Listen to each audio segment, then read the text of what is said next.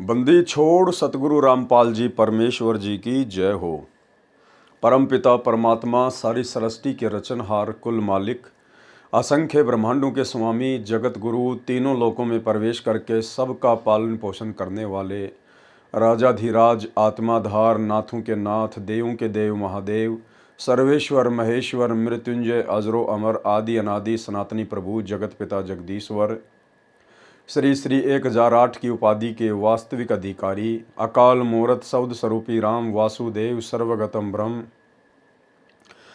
परम पूज्य प्रथम पूज्य परम संत परम पुरुष परम धनी परम दयालु सत्य कबीर हक्का कबीर अल्लाहु कबीर अल्लाहु अकबर बाखबर अल्लाह ताला जगत के तारणहार जगत के मुक्तिदाता जगत के जगन्नाथ हारे के सहारे हिंदुओं के राम मुसलमानों के अल्लाह सिखों के वाहिगुरु ईसाइयों के मसीह दया के सागर दयानिधि करुणा के सागर करुणानिधि स्वयंभू परिभू संकट मोचन कष्ट हरण मंगल करण दुख भंजन अविगत कबीर निर्विकार निर्विषम परमात्मा अलय अलेख सतगुरु आदि अनादि सतगुरु असली मर्यादा पुरुषोत्तम असली राम असली कृष्ण असली घनश्याम असली मुरारी राजाओं के राजा महाराजाओं के महाराजा शहंशाहों के शहंशाह सम्राटों के सम्राट भगवानों के भगवान अल्लाहों के अल्लाह प्रभुओं के प्रभु मसीहों के मसीह सच्चे वाहिगुरु बाबाओं के बाबा पीरों के पीर सेठों के सेठ जगत सेठ सावड़सा सेठ सर्वगुण संपन्न अनंत कोटि कलाओं के स्वामी अनंत कोटि ब्रह्मांडों के नायक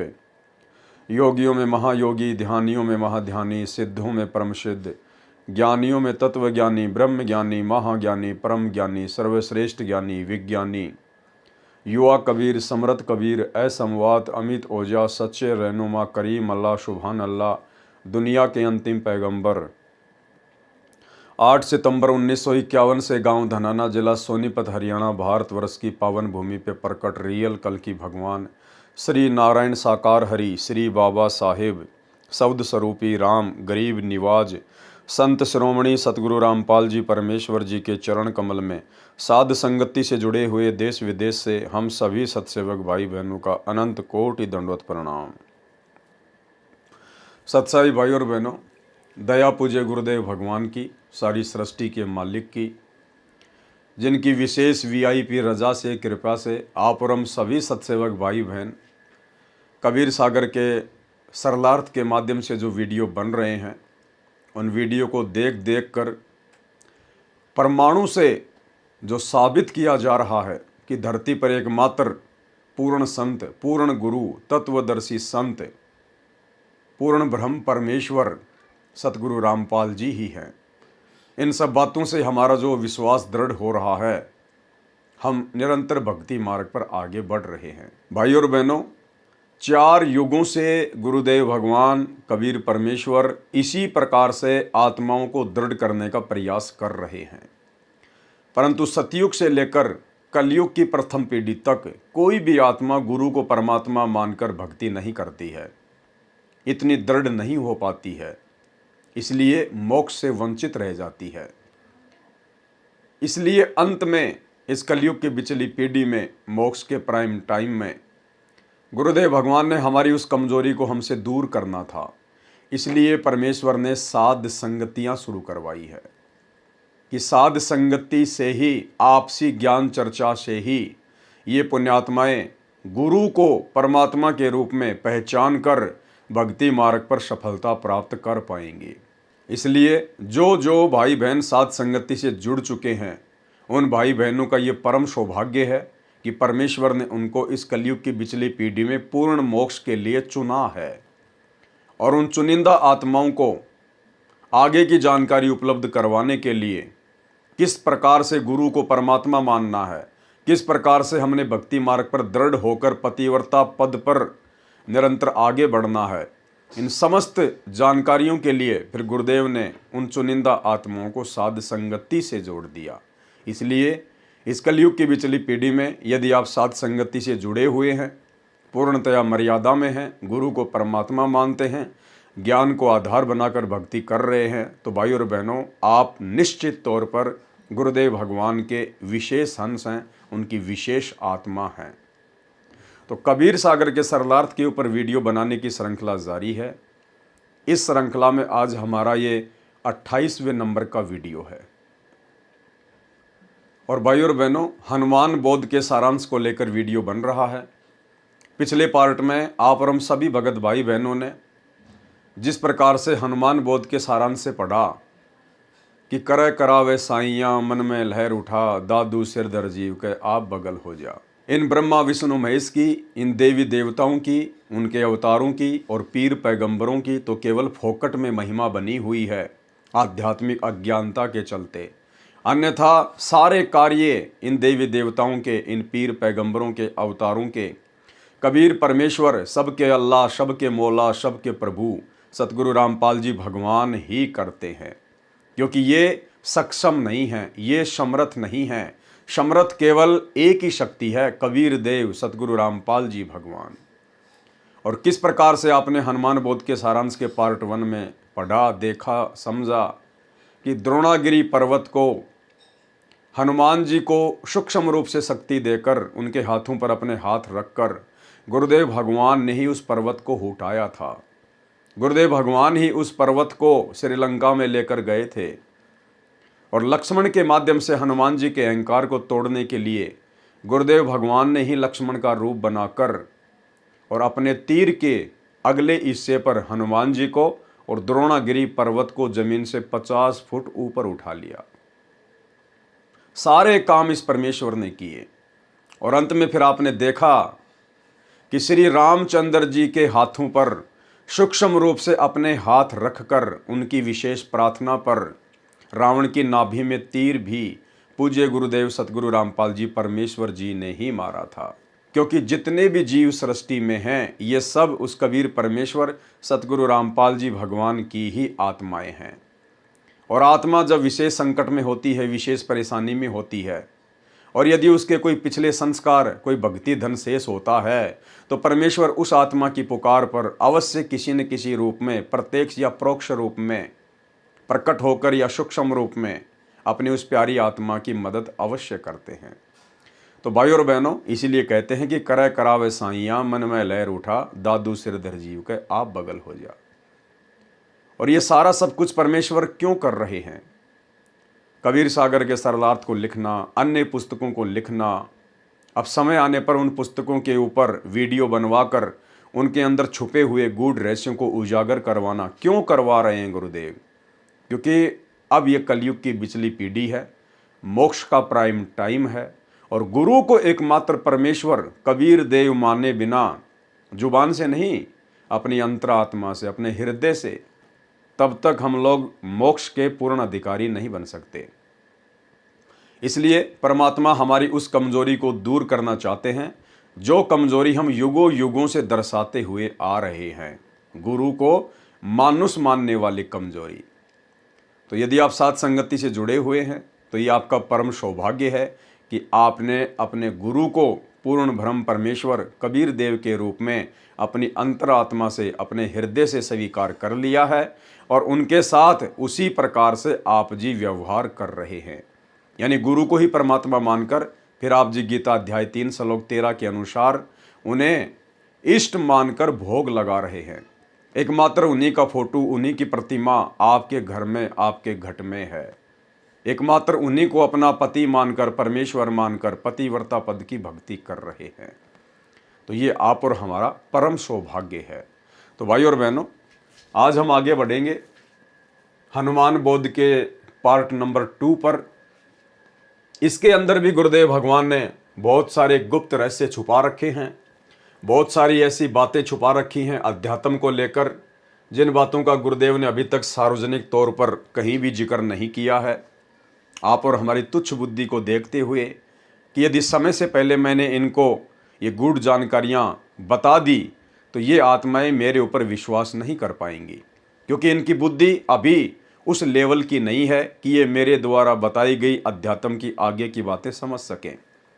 और गुरु के वचन में दोष निकालने का मतलब है भक्ति का सत्यानाश करवाना। इसलिए परमेश्वर ने पिछले 30 वर्षों से हमें सामान्य ज्ञान दिया। परमेश्वर ने हमारी फाउंडेशन भरी, हमारी नींव भरी, और जब नींव भर चुकी है उसके बाद गुरुदेव ने साथ संगति के माध्यम से अब वो रहस्य जो गुरुदेव ने पहले ही लिख कर छोड़ दिए हैं उजागर करवाने शुरू कर दिए हैं। तो आज के वीडियो में भी हमें बहुत सारी जानकारियां मिलेंगी। तो हमने हनुमान बोध के सारांश में यहाँ तक पढ़ लिया था कि श्री रामचंद्र जी ने त्रेता युग में जब उनसे रावण नहीं मारा जा रहा था, उसके बाद उन्होंने अपने अंतरात्मा से अपनी आत्मा के पति अपने परमपिता परमेश्वर को याद किया। यानी श्री राम ने उस असली श्री राम को याद किया।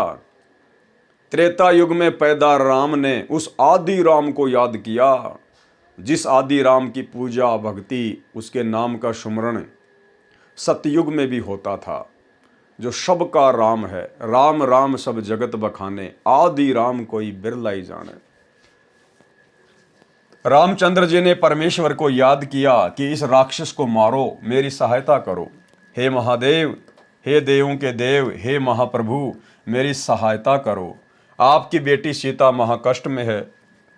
आपके बच्चे 33 करोड़ देवता भी इसी राक्षस ने जेल में डाल रखे हैं। परमेश्वर कबीर जी ने उसी समय गुप्त रूप में रामचंद्र के हाथों पर अपने सूक्ष्म हाथ रखे और तीर रावण की नाभि में मारा, तब रावण मरा। परमेश्वर कबीर जी की प्राप्ति के पश्चात संत गरीबदास जी, गांव छुड़ानी, जिला झज्जर, हरियाणा प्रांत वाले ने परमेश्वर कबीर जी की महिमा बताई है। कबीर जी ने बताया है कि कबीर कहे मेरे हंस को दुख ना दीजिए कोई, संत दुखाए मैं दुखी, मेरा आपा भी दुखी होए।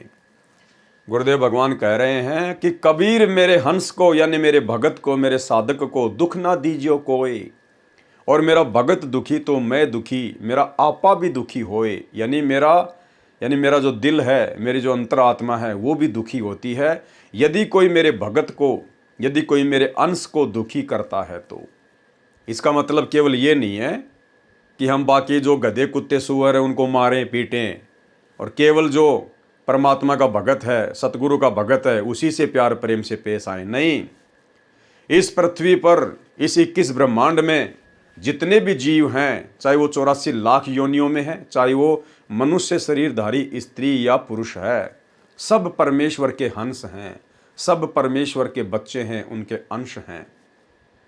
अब जिस प्रकार एक दादाजी होता है, दादाजी का मुख्य अंश होता है उसका बेटा, क्योंकि वो डायरेक्ट उसके बिंद से पैदा होता है।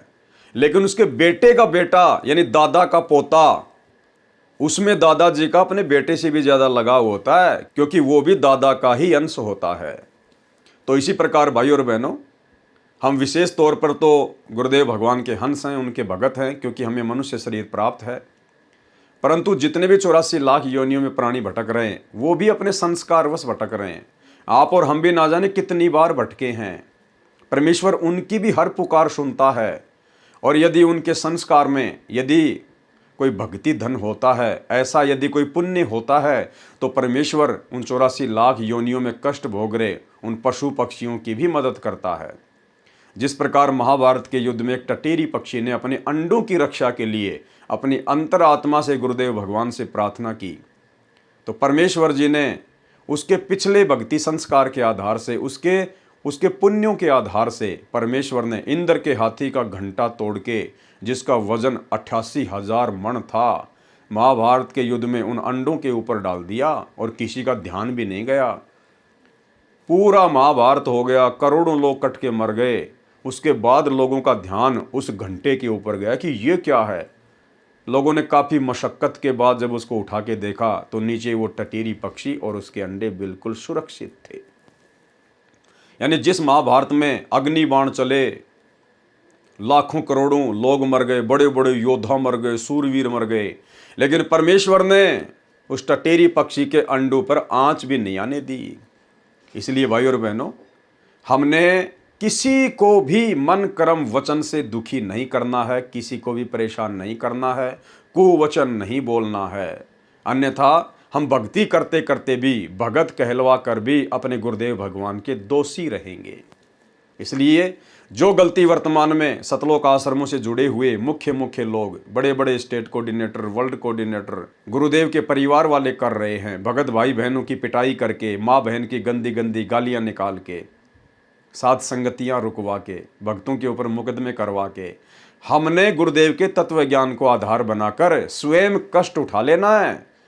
लेकिन हमने किसी को भी कष्ट मन कर्म वचन से नहीं पहुंचाना है। कबीरा आप ठगाइए और न ठगिए कोई, आप ठगाए सुख होत है और ठगे दुख होए। जो तोकू काटा बोवे ताको बो तू फूल, और तोए फूल के फूल है वाको है त्रिशूल। अन्यथा गुरुदेव भगवान ने फिर अपना विधान भी बता दिया, और परमेश्वर का विधान अटल होता है, अटल। परमेश्वर स्वयं भी उसको नहीं तोड़ते। राजा अम्बरीश और दुर्वासा ऋषि की कथा सुनाते हुए गुरुदेव ने फिर स्पष्ट कर दिया कि राजा अम्बरीश कबीर परमात्मा के भगत थे, और दुर्वासा ऋषि में अहंकार था, अभिमान था, और दुर्वासा ऋषि ने जबरदस्ती राजा अम्बरीश के साथ बदतमीजी की, सुदर्शन चक्कर से उनका शीश काटना चाहा। लेकिन अम्बरीश में आधीनी थी, दास भाव था। वो सुदर्शन चक्कर राजा अम्बरीश के पैर छूकर दुर्वासा ऋषि को मारने के लिए दौड़ पड़ा। दुर्वासा ऋषि दौड़ता दौड़ता ब्रह्मा जी के पास गया। ब्रह्मा जी ने हाथ खड़े कर दिए, मेरे बस की बात नहीं है। शंकर जी के पास गया, शंकर जी ने हाथ खड़े कर दिए। अंत में विष्णु जी के पास गया, और विष्णु रूप में वहां पर कबीर परमात्मा सतगुरु रामपाल जी थे उस समय। और कबीर परमेश्वर ने फिर उसको डांटा, उसको धमकाया कि नालायक, तेरे अंदर अहंकार है, अभिमान है। तुझे किसने अधिकार दिया कि तू अपनी साधना, अपनी भक्ति को जबरदस्ती किसी और के ऊपर थोपेगा। उसके बाद परमेश्वर कबीर जी ने, सतगुरु रामपाल जी ने विष्णु रूप में दुर्वासा को कहा कि वापस जाकर राजा अम्बरीश से माफी मांग, उनके चरणों में पड़, तब तेरी जान बचेगी। और ऐसा ही हुआ। फिर गुरुदेव ने इस कथा का निष्कर्ष बताते हुए कहा कि पुण्यात्माओं, आप ये गलती ना करना। यदि आप वर्तमान में भगत भी आपस में लड़ाई करोगे, झगड़ा करोगे, मान लीजिए आप दो भगत हैं और दोनों ने ही गुरु से उपदेश ले रखा है, और एक भगत कुछ नहीं बोलता और दूसरा भगत उसको नाजायज परेशान करता है, दुखी करता है, तो गुरुदेव ने कहा कि भले ही वो भगत है जो नाजायज परेशान कर रहा है, दुखी कर रहा है, परमेश्वर उस भगत की तो रक्षा करेगा जो सारी परेशानियां झेल रहा है। और जो भगत होने के बाद जबरदस्ती बकवाद कर रहा है, भक्तों के साथ में मारपीट करता है, उसका परमात्मा बक्कल उतारेगा, यानी उसका शीश उतार देगा भगवान समय आने पर। ये कोई भेदभाव नहीं करता, समदृष्टि परमात्मा है। तो भाई, हम सत्सेवकों के साथ में सतलोक आश्रम मैनेजमेंट हरियाणा वालों ने, हमारे गुरु भाइयों ने, गुरुदेव के परिवार ने, इन कोऑर्डिनेटरों ने, वर्ल्ड कोऑर्डिनेटर ने जो बदतमीजियाँ की हैं, जो गंदगी फैलाई है परमात्मा के मार्ग में, साध संगति में, और साध संगतियाँ रुकवा कर जिस प्रकार ये भगवान के दोषी बने हैं, भक्तों के ऊपर झूठे मुकदमे करवाएं, पुलिस वालों से पिटवाया, इन्होंने खुद पीटा, गालियाँ निकाली, धमकियों की गिनती नहीं। आने वाले समय में क्या बनेगी, सुनिए गुरुदेव का सत्संग। इसमें एक बहुत बड़ा नियम है प्रभु का कि सबसे ज्यादा हमें अधीन रहना होगा। आप दो भक्त हैं, दोनों ने उपदेश ले रखा है, और तुम आपस में झगड़ा करते हो, और एक भक्त कुछ नहीं कहता, दूसरा उसको नाजायज परेशान करने की चेष्टा करता है, तो परमात्मा उस जो भक्त की रक्षा करेगा। और वो भी बेशक भक्त है जो बेमतलब बकवाद करके दूसरे को तंग कर रहा है भक्त को, तो उसको हानि पहुंचाएगा, जबकि दोनों भक्त ही है। तो भाई और बहनों, इस कथा का हमने सारांश समझ के चलना है। ये अंतिम बार परमात्मा हमें लास्ट चेतावनी दे रहे हैं अपने कर कमल से लिखित इन पुस्तकों के ऊपर वीडियो बनवा कर, कि आप लोगों ने भगत बनना पड़ेगा, भगत दास बनना पड़ेगा। दादा बन के, साहेब बन के तुम यहाँ से पार नहीं हो सकते। तो हम वो गलती ना करें जो गलती दुर्वासा ऋषि ने की। कबीर कहे मेरे हंस को दुख ना दीजिए कोई, संत दुखाए मैं दुखी मेरा आपा भी दुखी होए। पहुंचूंगा क्षण एक में जन अपने के हेत, 33 कोटि की बंद छुटाई रावण मारा खेत। जो मेरे संत को दुखी करे वाका खोऊं वंश, और हिरणाकुश उदर विदारिया मैं ही मारा कंस।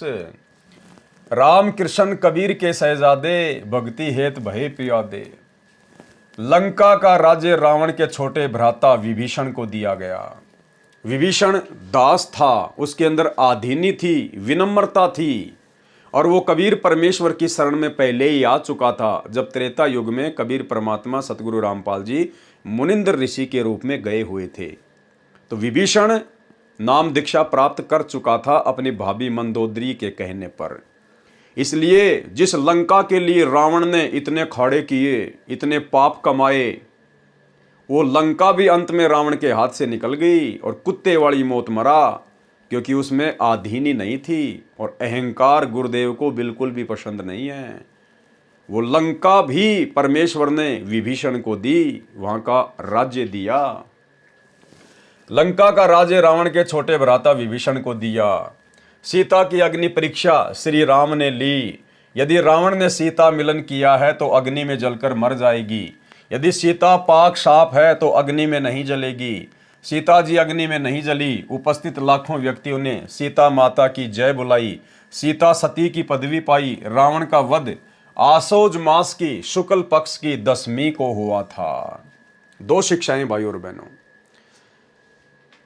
रावण पर विजय प्राप्त करने के बाद में श्री रामचंद्र जी तो सीता जी को साथ में लिए बिना ही वापस अयोध्या जा रहे थे। ये वाल्मीकि रामायण में गीता प्रेस गोरखपुर से प्रकाशित वाली में साफ साफ लिखा हुआ है।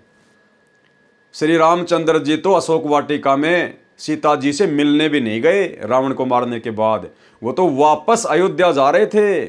सीता ने दौड़कर हाथ जोड़े कि प्रभु, हे स्वामी, मुझे क्यों छोड़कर जा रहे हो। श्री रामचंद्र जी ने कहा कि आप मेरे लायक नहीं हैं, क्योंकि श्री रामचंद्र जी को विष्णु अवतार को अपनी औरत पर विश्वास नहीं था। श्री रामचंद्र जी के मन में दोष था कि अवश्य सीता रावण के संपर्क में आ चुकी है, रावण के साथ में शारीरिक मिलन कर चुकी है। लेकिन सीता ने बहुत मना किया, फिर भी रामचंद्र जी ने उसकी बात नहीं मानी। अंत में जितने भी बड़े बड़े महापुरुष थे, हनुमान जैसे, जामवंत जैसे, सुग्रीव जैसे, अंगद जैसे, उन सब ने श्री रामचंद्र जी से प्रार्थना की कि महाराज ऐसा ना कीजिएगा। जिस देवी के लिए आपने करोड़ों लोग मरवा दिए और अब आप उसको यही छोड़कर जा रहे हो। फिर रावण को मारने का औचित्य क्या था। उसके बाद एक शर्त पर श्री रामचंद्र जी ने सीता को वापस अपने साथ अयोध्या ले चलने के लिए यश की कि मैं इसकी अग्नि परीक्षा लूंगा। यदि ये जलकर नहीं मरेगी तो मैं समझूंगा ये पाक साफ है, तब मैं इसको अयोध्या लेकर जाऊंगा। ऐसा ही किया गया। श्री रामचंद्र जी ने अपनी औरत पर विश्वास नहीं किया, उसको अग्नि में बैठा दिया। लेकिन सीता पाक साफ थी, परमात्मा उसके साथ में थे, उसका बाल बाका नहीं होने दिया। उसके बाद में श्री रामचंद्र जी लंका से सीता जी को अयोध्या लेकर आए। यानी भाई और बहनों, विचार करने की बात है। जो लोग आज 10-15 रुपए की मोगरा अगरबत्ती लेकर और 33 करोड़ देवी देवताओं को खुश करने के चक्कर में बैठे हैं, जो लोग श्री राम मंदिर में जाकर 100, 50 लाख, 2 लाख रुपए दान धर्म देके प्रभु श्री रामचंद्र जी को खुश करने के चक्कर में हैं, उनके नाम के भंडारे करके या अपने घर की छत पर जय श्री राम का बड़ा सा झंडा लगा के उनको खुश करने के चक्कर में हैं, या अपनी गाड़ी के पीछे जय श्री राम या कट्टर सनातनी लिखवा कर श्री रामचंद्र जी को खुश करने के चक्कर में हैं। ये आपकी माँ बोल है, अभी आप सपने में हो, सपने में। अरे जिस श्री रामचंद्र जी ने अपनी खुद की औरत के ऊपर विश्वास नहीं किया, वो भला तुम्हारे 11 रुपए के प्रसाद बांटने से, घर की छत पर झंडे लगा देने से, या जय श्री राम के, या मुंह में रजनीगंधा भर के जय श्री राम के नारे लगा देने से तुम्हें लगता है वो खुश हो जाएगा। ये शिक्षा लेने की बात है, तुम्हारे खुद के शास्त्रों में लिखा हुआ है। श्री वाल्मीकि रामायण को खोल के देख लेना। तो सोचिए, वो श्री रामचंद्र जी आप और हमारे जैसे कलयुगी लोगों पर, जिनका ना कोई कर्म है ना कोई धर्म है, जिनकी ना कोई किसी प्रकार की कोई मर्यादा है ना कोई भक्ति है, भला आप और हमारे पर वो क्यों विश्वास करेगा और कैसे विश्वास करेगा? आधार क्या है? जब वो अपनी औरत पर विश्वास नहीं कर पाया, उसकी भी अग्नि परीक्षा ली, तो आज तुम तो लाख जन्म में भी अग्नि परीक्षा देने के योग्य नहीं हो। अग्नि के निकट आते भस्म हो जाओगे, इतने पाप कर्मों से भरे हुए हो। तो भाई और बहनों, परमात्मा धरती पर आया हुआ है। वो राम का भी राम, आदि राम, कबीर परमेश्वर, सतगुरु रामपाल जी के रूप में धरती पर प्रकट हैं। समय रहते उनके सत्संग सुनना शुरू कर दो। ये मोबाइल आप लोगों की पॉकेट में उन्हीं की दया दृष्टि से है। ये बुद्धि इंसान को उन्हीं ने बख्शी है। आज से 50 साल पहले मोबाइल का कोई नाम भी नहीं जानता था। पिछले 30 से 40 वर्षों में परमेश्वर ने विज्ञान को शिखर पे चढ़ा दिया, जिस विज्ञान को लाखों साल से कोई जानता भी नहीं था। तो मौका है, समय रहते परमेश्वर की शरण ग्रहण कर लीजिएगा। तो क्या कहा जा रहा है? सीता की अग्नि परीक्षा श्री राम ने ली। यदि रावण ने सीता मिलन किया है तो अग्नि में जलकर मर जाएगी। यदि सीता पाक साफ है तो अग्नि में नहीं जलेगी। सीता जी अग्नि में नहीं जली। उपस्थित लाखों व्यक्तियों ने सीता माता की जय बुलाई। सीता सती की पदवी पाई। रावण का वध आसोज मास की शुक्ल पक्ष की 10वीं को हुआ था। अब भाई और बहनों, ये कहाँ लिखा हुआ है? कौन से शास्त्र में लिखा हुआ है? किसने बताई ये डेट, ये महीना, ये तिथि, ये वार? ये किसने बताया? कौन लिख रहे हैं? सतगुरु रामपाल जी। तो कौन हुए सतगुरु रामपाल जी? स्वयं रावण का वध करने वाले कबीर देव, वही बता सकते हैं। रावण का वध आसोज मास की शुक्ल पक्ष की 10वीं को हुआ था। रावण वध के 20 दिन बाद 14 वर्ष की वनवास अवधि पूरी करके श्री राम, लक्ष्मण और सीता पुष्पक विमान में बैठकर अयोध्या नगरी में आए। रावण को मारने के बाद भी 20 दिन बचे हुए थे श्री रामचंद्र जी के 14 साल वाले वनवास के पूरा होने में। कौन बता रहे हैं? सतगुरु रामपाल जी। विचार करने की बात है, ये परमेश्वर हैं। ये बायोडाटा आपके किसी भी राम कथावाचक के पास नहीं मिलेगा, रामायण में नहीं मिलेगा।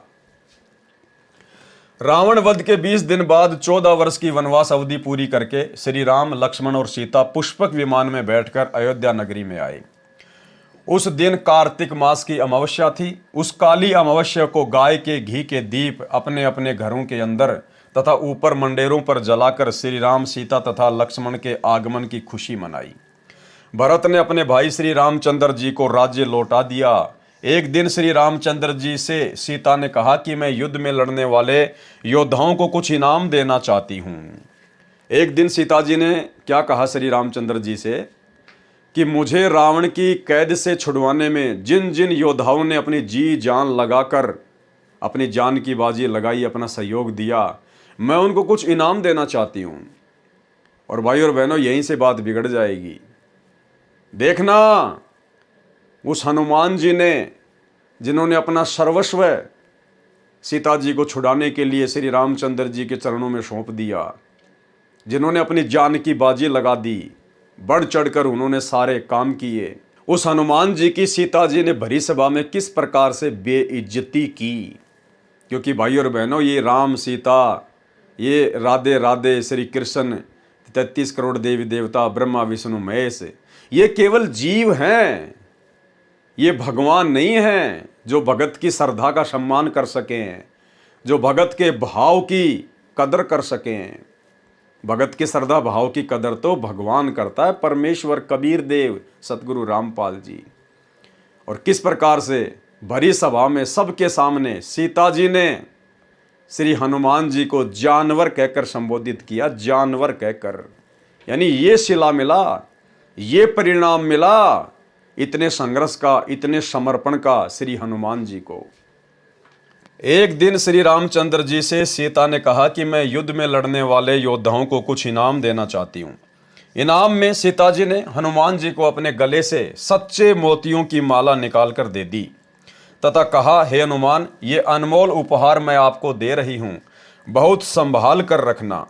हनुमान जी ने उस माला का मोती तोड़ा, फिर फोड़ा, फिर दूसरा। देखते देखते सब मोती फोड़कर जमीन पर फेंक दिए। सीता जी को हनुमान जी का ये व्यवहार अच्छा नहीं लगा। क्रोध में भरकर कहने लगी, हे मूर्ख, ये क्या कर दिया? ऐसी अनमोल माला का सर्वनाश कर दिया। तू वानर का वानर ही रहा, तू बंदर का बंदर ही रहा, यानी जानवर का जानवर ही रहा। चला जा मेरी आंखों के सामने से। ये वो वर्ड हैं जो वर्ड सीता जी ने अपने मुख से बोले थे। सेम टू सेम वर्ड यहां पर कबीर परमेश्वर सतगुरु रामपाल जी ने लिखे हैं। तो कितना बड़ा सिला मिल गया हनुमान जी को, कितना बड़ा परिणाम मिल गया हनुमान जी को। अरे श्री राम और सीता का हनुमान जी से बड़ा तो इस कलयुग में कोई भगत नहीं है ना। जितने भी भाई बहन हैं उनकी नजरों में हनुमान जी से बड़ा तो श्री राम और सीता जी का कोई भगत है ही नहीं।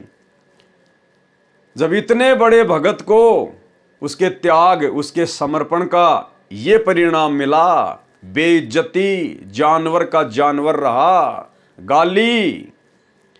तो ये वर्तमान के भगत, श्री रामचंद्र जी के भगत, माता सीता जी के भगत, अपने आप को कट्टर सनातनी, कट्टर हिंदू कहने वाले, गाड़ियों के ऊपर जय श्री राम लिखवाने वाले, घर की छतों पर जय श्री राम के झंडे लगाने वाले, भाई और बहनों, तुम तो हो ही क्या उस हनुमान जी के आगे। उसके बाल के बराबर भी नहीं हो, बाल के बराबर भी। तो तुम क्या उम्मीद लेकर भक्ति कर रहे हो? तुम्हें क्या मिलेगा जब हनुमान जी को ये मिला? क्या कहा सीता जी ने? क्रोध में भरकर कहने लगी कि हे मूर्ख, ये क्या कर दिया? ऐसी अनमोल माला का सर्वनाश कर दिया। तू वानर का वानर ही रहा, चला जा मेरी आंखों के सामने से। उस समय श्री रामचंद्र जी भी सीता जी के साथ ही सिंहासन पर विराजमान थे। उन्होंने भी हनुमान के इस व्यवहार को अच्छा नहीं माना और चुप रहे। श्री रामचंद्र जी ने मुंह से तो कुछ नहीं बोला, लेकिन जब सीता ये बात कह रही थी तो उनको बड़ा अच्छा लग रहा था कि हाँ सीते, तूने बिल्कुल सही कहा, ये वानर का वानर ही है। इतनी महंगी माला को तोड़ दिया इसने।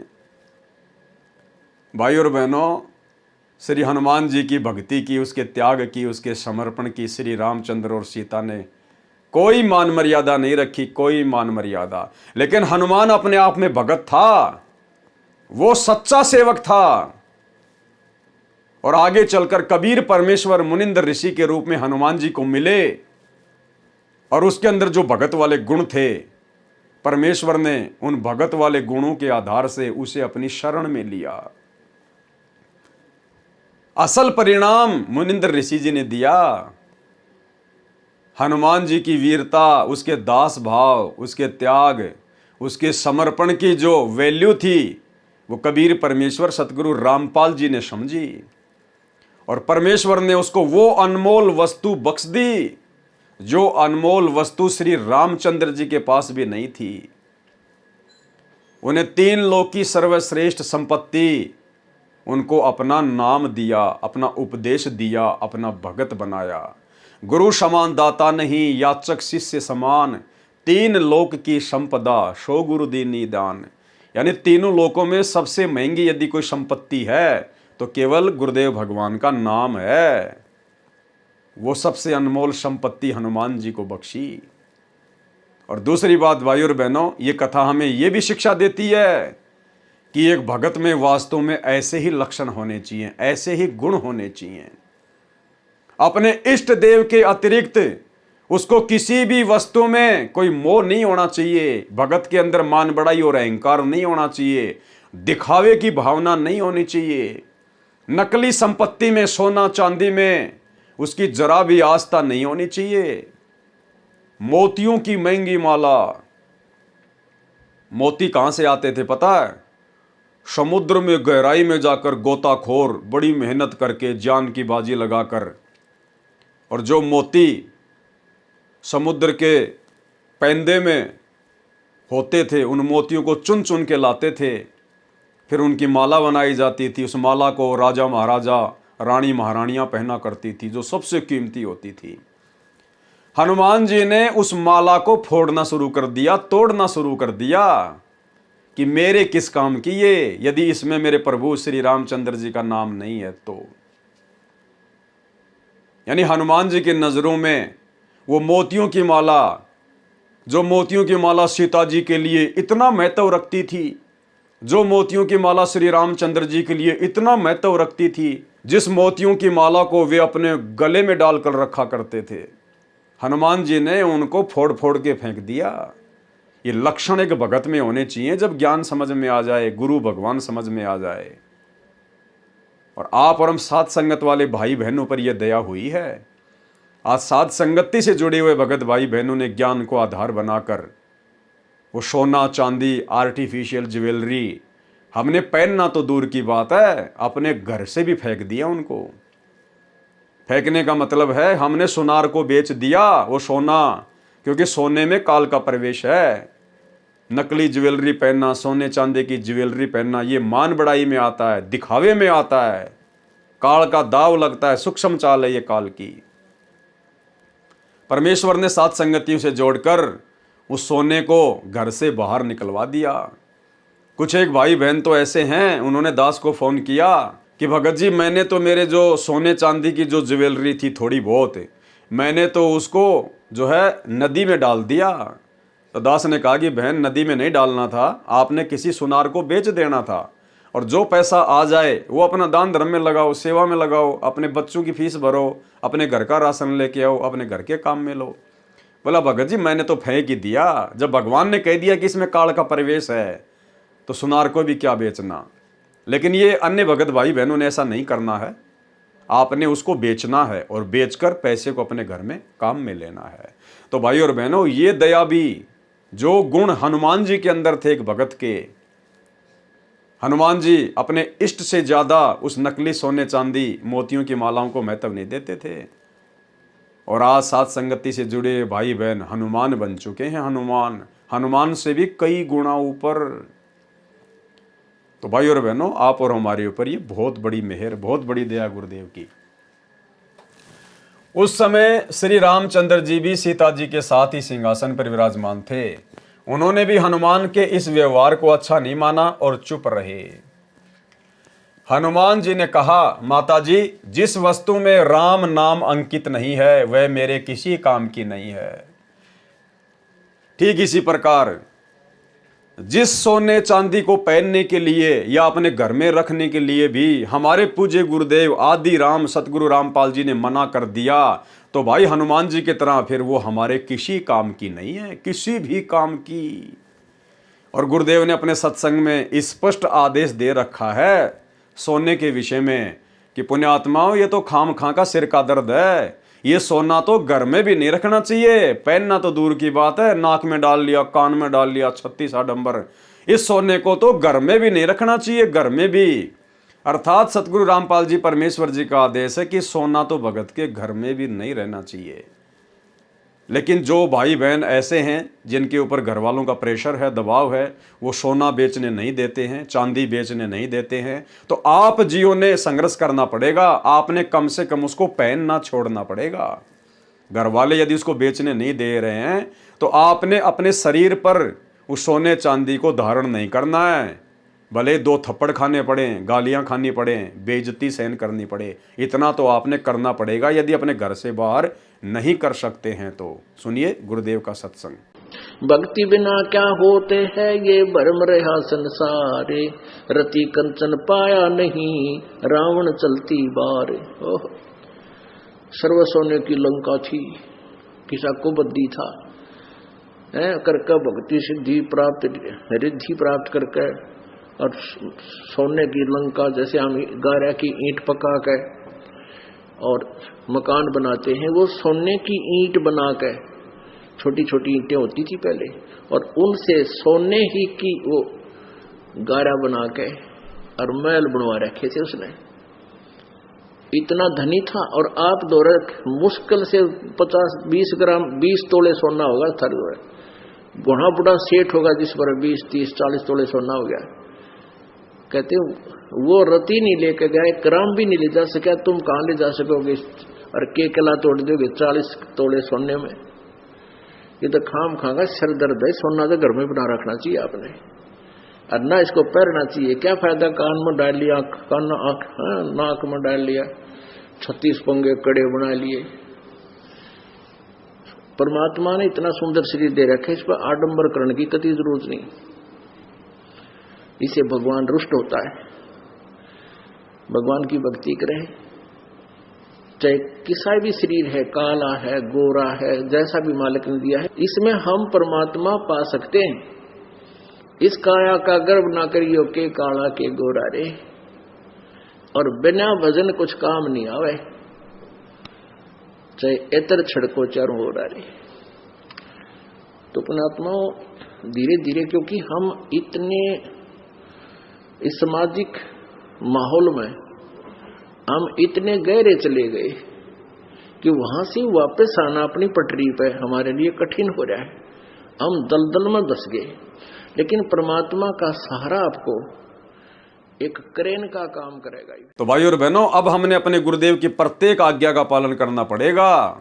नियम मर्यादा चाहे उन्होंने हमें नाम दीक्षा के समय फार्म पर लिख कर दी हो, या चाहे अपने सत्संगों में गुरुदेव भगवान ने हमें समझाई हो। और गुरुदेव ने तो यहां तक स्पष्ट कर दिया कि पुण्यात्माओं, जैसे जैसे तुम भक्ति मार्ग पर आगे बढ़ोगे, तुम्हें ये हर बातें समझ में आने लग जाएंगी। मर्यादा केवल इतनी नहीं है जो तुम्हारी को प्रथम नाम के समय 11 नियम दे दिए, सतनाम के समय 34 नियम दे दिए। गुरुदेव कहते हैं जैसे जैसे तुम लोग सत्संग सुनते चले जाओगे, तुम्हें जानकारी होती चली जाएगी। और गुरुदेव ने स्पष्ट कर दिया कि कुछ मर्यादा तो तुम्हें फोरम पर लिख कर दे दी है, कुछ मर्यादा जब तुम सत्संग सुनोगे तब पता चलेंगी, और कुछ मर्यादाएं तुम वैसे भी कॉमन सेंस से भी समझने लग जाओगे। तो भाई और बहनों, कॉमन सेंस से समझना और गुरुदेव के सत्संगों में जो सांकेतिक रूप में उनको समझना, ये केवल सत्सेवकों के ऊपर दया हुई है, सत्सेवकों के ऊपर। सुनिए गुरुदेव का सत्संग। तो हमने फाउल नहीं होना। फाउल पॉइंट अब धीरे धीरे आपके समझ में आ जाएंगे, कुछ कथाओं के माध्यम से और कुछ इस फार्म के ऊपर जो लिखे होते हैं, इसमें भी हमने कुछ लिखे हैं। कुछ आप वैसे कॉमन सेंस से भी समझ जाओगे कि ऐसे ऐसे होता है। तो भाई और बहनों, अब हमने इस कलयुग की बिचली पीढ़ी में अपने गुरुदेव भगवान को प्राप्त करना है, यानी उनके साथ हमने सतलोक चलना है, और हमने उनकी हर प्रकार की मर्यादाओं को फॉलो करना है, ना केवल फोरम पर लिख दी गई उन्हीं मर्यादाओं को, सत्संगों में जो संकेत कर दिए परमात्मा ने। और यदि हमारी समझ में बात आ गई, उसी दिन से हमने उसको पत्थर की लकीर समझकर चलना है। और इन सतलोक आश्रमों में तो जो मोटी मोटी मर्यादा गुरुदेव भगवान ने जो प्रथम मंत्र में दे रखी है, इनसे तो वो भी नहीं निभाई जा रही। 90% माता बहनें आज भी इन आश्रमों में आने वाली हार श्रृंगार करके आती हैं, सोने चांदी के आभूषण पहन के आती हैं। रमेणी के समय, शादी के समय हमारी गुरु बहनें सोने चांदी से पीली हो रखी हैं, मेकअप करती हैं। भाई और बहनों, हम क्या संदेशा दे रहे हैं? हम क्या संदेशा दे रहे हैं समाज को? और फिर कहते हैं दहेज मुक्त शादियां। अरे अपने बाप से दहेज लेके वो 3, 4, 5 लाख रुपए का सोना पहन के तो रमेणी कर रही है, शादी कर रही है, फिर कह रही है कि मेरी रमेणी दहेज मुक्त है। अरे आप तो अपने बाप से दहेज ले चुकी हैं, सोने के रूप में, चांदी के रूप में। तो भाई और बहनों, ये दया भी गुरुदेव की आप और हम साथ संगति से जुड़े हुए भगत भाई बहनों के ऊपर ही हुई है।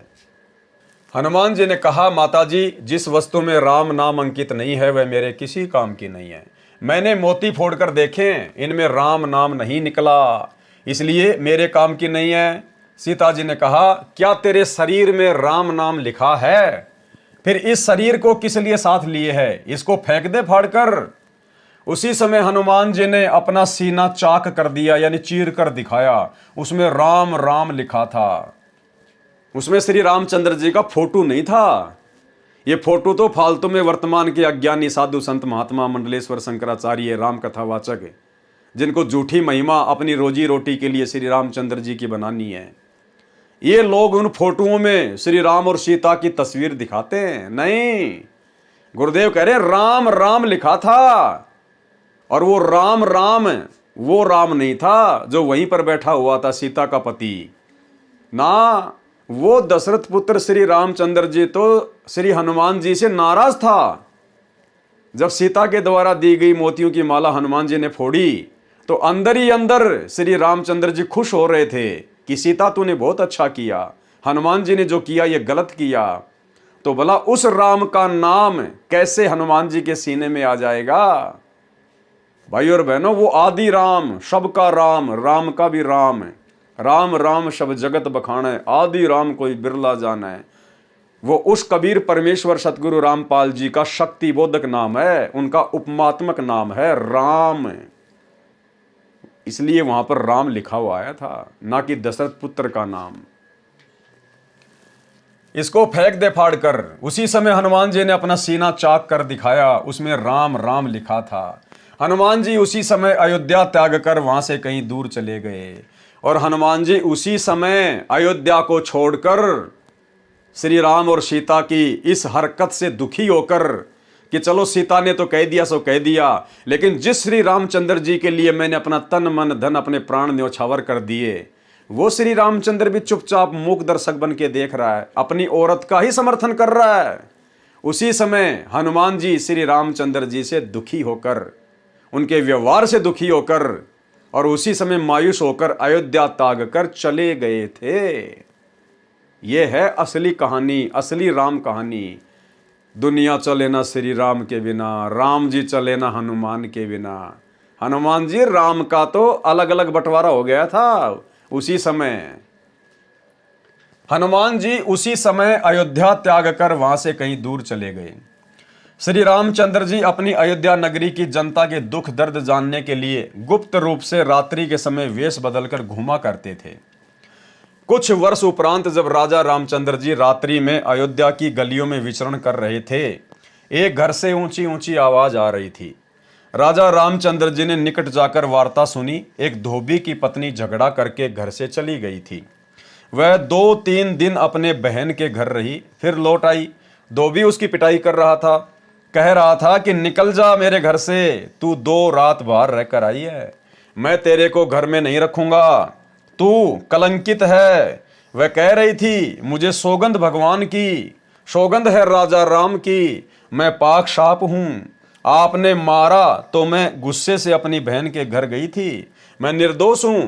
तो धोबी ने क्या कहा? धोबी ने कहा कि मैं दशरथ पुत्र रामचंद्र नहीं हूं जो अपनी कलंकित पत्नी को घर ले आया है, जो वर्षों रावण के साथ रही थी।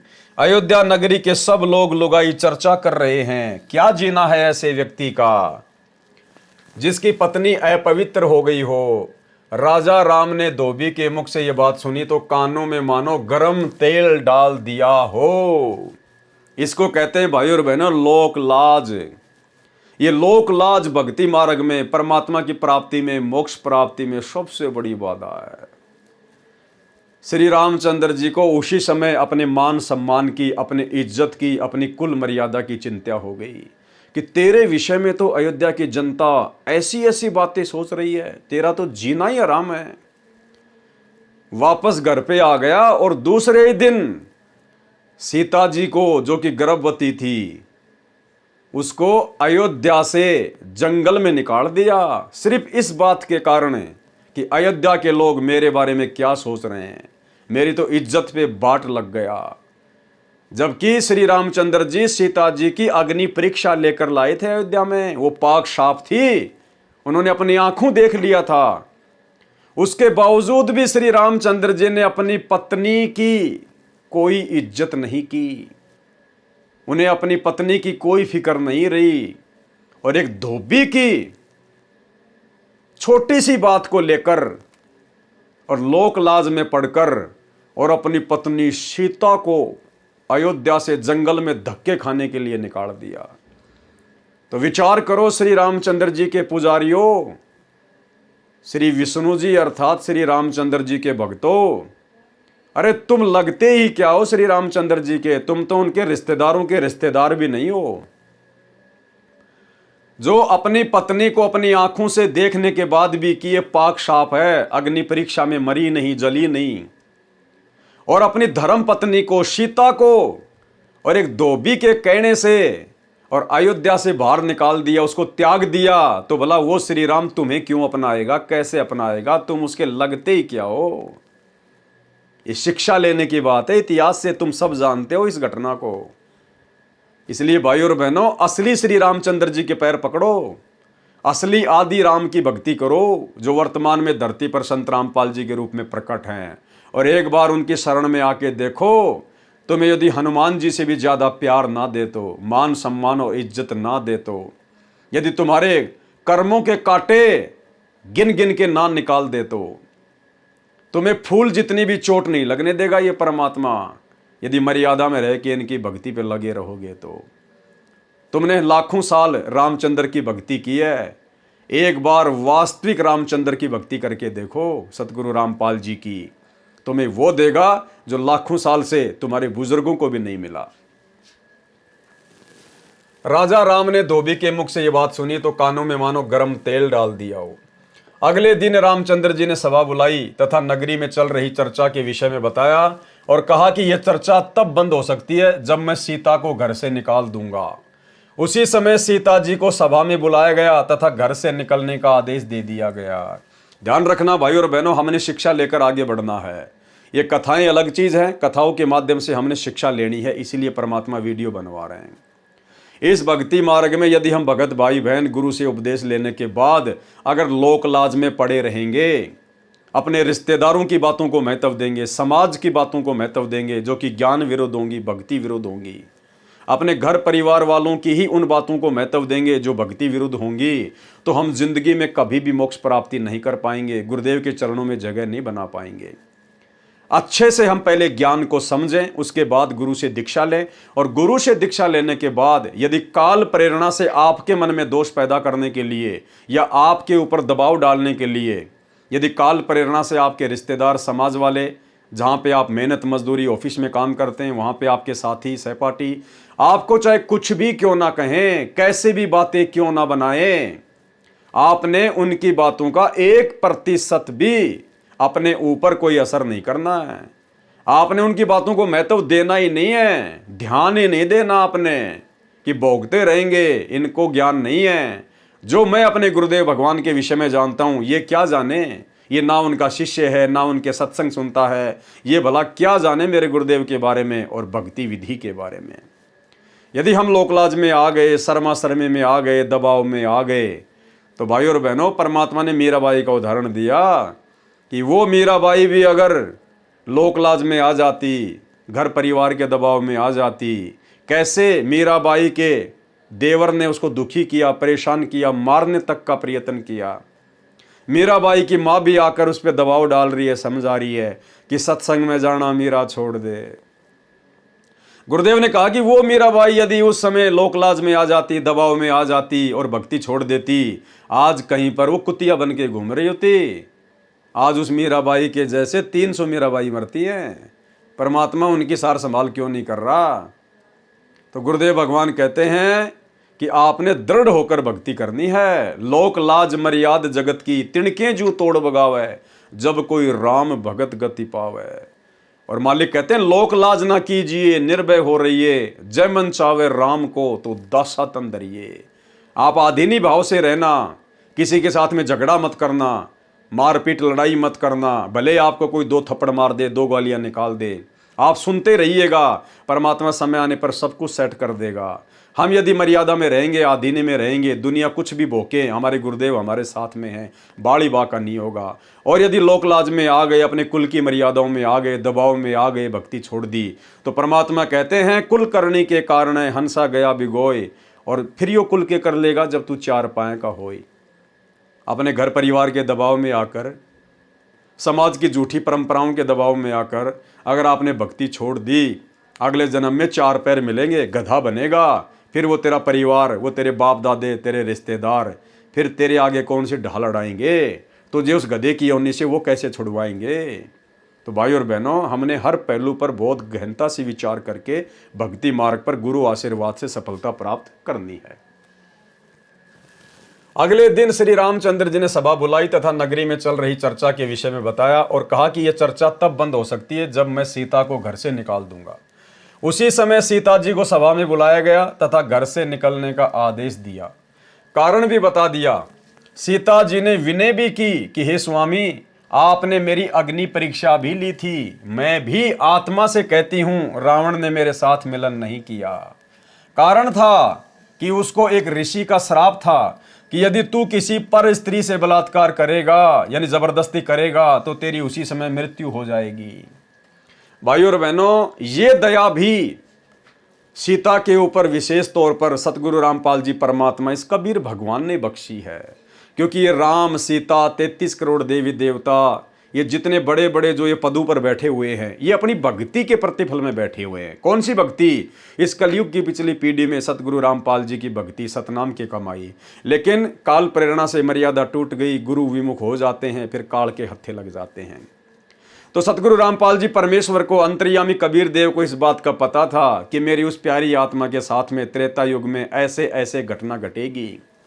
और वो रावण तो राक्षस है, दुष्ट व्यक्ति है, जिसने 33 करोड़ देवी देवताओं को अपने कैद में डाल लिया। दया नाम की चीज नहीं। वो फूल जैसी सीता को भला कैसे छोड़ेगा जब उसको किडनैप करके लेके जाएगा? वो उसके साथ में बलात्कार करेगा, जबरदस्ती करेगा। इसलिए सतगुरु रामपाल जी परमेश्वर जी की प्रेरणा से एक ऋषि के द्वारा पहले ही रावण को श्राप मिल चुका था, अगर तू किसी पर स्त्री के साथ में जबरदस्ती करेगा, बलात्कार करेगा, शारीरिक मिलन करेगा उसकी रजा के बिना, तो भाई तेरी उसी समय मृत्यु हो जाएगी। परमेश्वर ने पहले ही रावण को बांध दिया था, अन्यथा वो रावण तो सीता जी के परकच्चे उड़ा देता। सीता जी ने विनय की कि हे स्वामी, आपने मेरी अग्नि परीक्षा भी ली थी, मैं भी आत्मा से कहती हूं रावण ने मेरे साथ मिलन नहीं किया। कारण था कि उसको एक ऋषि का श्राप था कि यदि तू किसी पर स्त्री से बलात्कार करेगा तो तेरी उसी समय मृत्यु हो जाएगी। यदि पर स्त्री की सहमति से मिलन करेगा तो ऐसा नहीं होगा, जिस कारण से रावण मुझे छू भी नहीं सका मिलन के लिए। हे प्रभु, मैं गर्भवती हूं, ऐसी स्थिति में कहां जाऊंगी। रावण जैसे व्यक्तियों का भाव नहीं है। रामचंद्र जी आदेश देकर सभा छोड़कर चले गए। सीता जी के बारंबार इतनी विनती करने के बावजूद भी श्री रामचंद्र जी ने सीता की एक बात नहीं मानी और अपनी धर्मपत्नी को अनदेखा करके सभा छोड़ के चले गए। और भाइयों और बहनों, असली रामचंद्र, असली आदि राम सतगुरु रामपाल जी, कबीर भगवान, आप और हमने कितनी बड़ी गलती की थी। सीता ने तो कोई गलती भी नहीं की, पाक साफ थी। आप और हम तो सतलोक में अपने बाप से धोखा करके आए थे, उनके साथ में धोखा करके, और यहां आने के बाद भी उन्होंने करोड़ों बार अपनी शरण में लिया, हमें उपदेश दिया, अपना भगत बनाया, शिष्य बनाया, शिष्या बनाई। उसके बावजूद भी उन करोड़ों जन्मों में हमने गुरुदेव को ठुकरा दिया, उनकी भक्ति को पूर्ण नहीं किया। उसके बावजूद भी ये परमात्मा आप और हम आत्माओं की पुकार पर एक क्षण में दौड़कर चला आता है कि गोता मारूं स्वर्ग में, जा बैठूं पाताल, और गरीब दास ढूंढता फिरूं अपने हीरे मोतीलाल। पहुंचूंगा क्षण एक में जन अपने के काज, और हिरणा कुश उदर उदारिया, नरसिंह जूं धर ल्यूं साज। ये परमेश्वर इतना दयालु, इतना कृपालु, इतना रहम दिल, परम दयालु, दया के सागर। और श्री रामचंद्र जी, जिनको दुनिया भगवान मान के पूज रही है, अपनी निष्पाप निष्कलंकित पत्नी की तरफ उन्होंने मुड़कर भी नहीं देखा। आदेश कर दिया कि अयोध्या से बाहर हो जा। तो सोचिए भाई और बहनों, कौन राम और कौन आदि राम। रात और दिन का अंतर है, रात और दिन का। रावण जैसे व्यक्तियों का अभाव नहीं है। रामचंद्र जी आदेश देकर सभा छोड़कर चले गए और कहते हुए गए कि मैं निंदा का पात्र नहीं बनना चाहता, मेरे कुल को दाग लगेगा। सीता जी को धरती भी पैरों से खिसकती नजर आई। आसमान में अंधेरा छाया दिखाई दिया। संसार में कुछ दिनों का जीवन शेष लगा। सीता अयोध्या छोड़कर चल पड़ी। मुड़ मुड़ कर अपने राम को तथा उनके महलों को देखने की कोशिश करती रही और दूर जंगल में जाकर ऋषि वाल्मीकि जी की कुटिया के निकट थक कर गिर गई, अचेत हो गई। ऋषि वाल्मीकि स्नान करने के लिए आश्रम से निकले।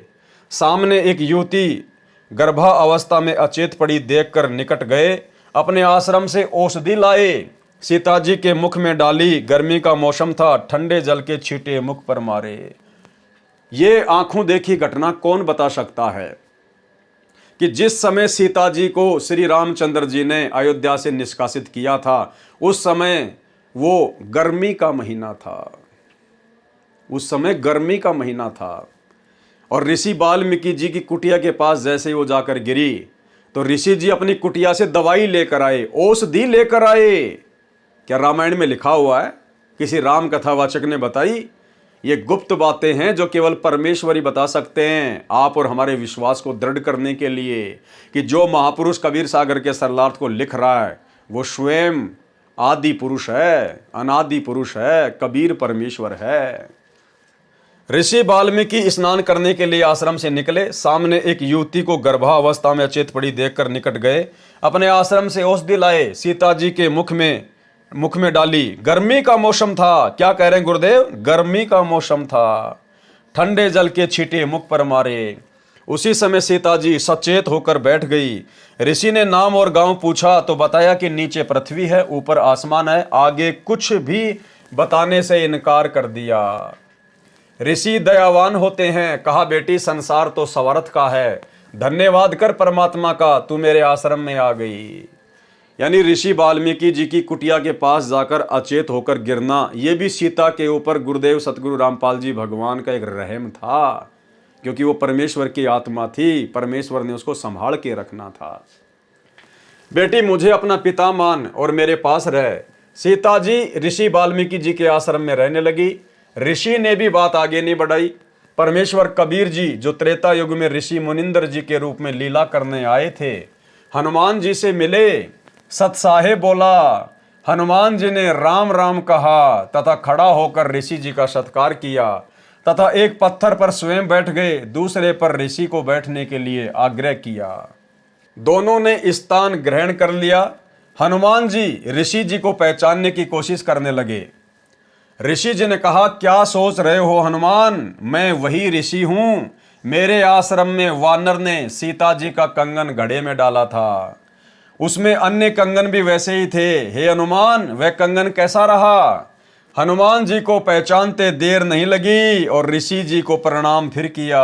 हे ऋषि जी, आपका कैसे आना हुआ? परमेश्वर कबीर जी जो कि उस समय मुनिंदर ऋषि के रूप में थे, उन्होंने कहा, हे पवन पुत्र, मैं आपको भक्ति ज्ञान कराने आया हूं। आप जिस दशरथ पुत्र रामचंद्र की पूजा पूर्ण परमात्मा मानकर कर रहे हो, आप धोखे में हो। जो जन्मता मरता है वह पूर्ण परमात्मा नहीं हो सकता। क्या कह रहे हैं गुरुदेव भाई और बहनों? जो जन्मता मरता है वह पूर्ण परमात्मा नहीं हो सकते। और आज सतलोक आश्रमों से जुड़ी हुई 90% संगत संत रामपाल जी को जन्म और मरण में ही मानती है। संत रामपाल जी को इंद्रो माई की कोख से जन्म लेकर आया हुआ मानती है और प्रतिवर्ष 8 सितंबर को अवतरण दिवस के नाम पर संत रामपाल जी का जन्मदिन मनाती है और परमात्मा मानती है कबीर जी की समझे जाने वाली मुर्दा फोटो को, दाढ़ी मूछ वाली कबीर जी की फोटो को। और यहां क्या कह रहे गुरुदेव भगवान हनुमान जी को समझाते हुए कि हनुमान, जो जन्मता और मरता है वो पूर्ण परमात्मा नहीं होता।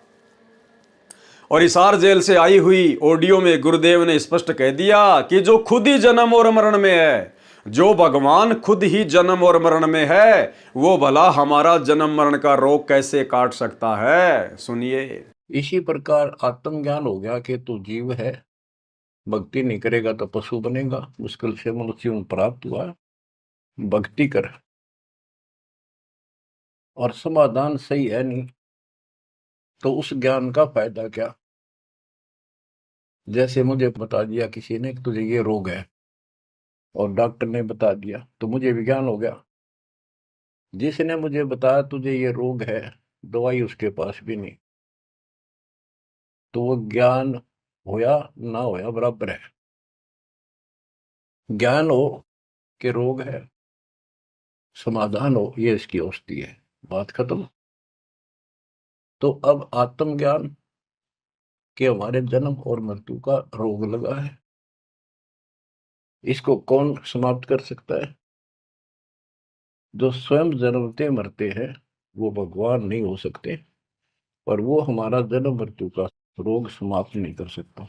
जो स्वयं जन्मते मरते हैं वो भगवान नहीं हो सकते और वो हमारा जन्म मृत्यु का रोग समाप्त नहीं कर सकता।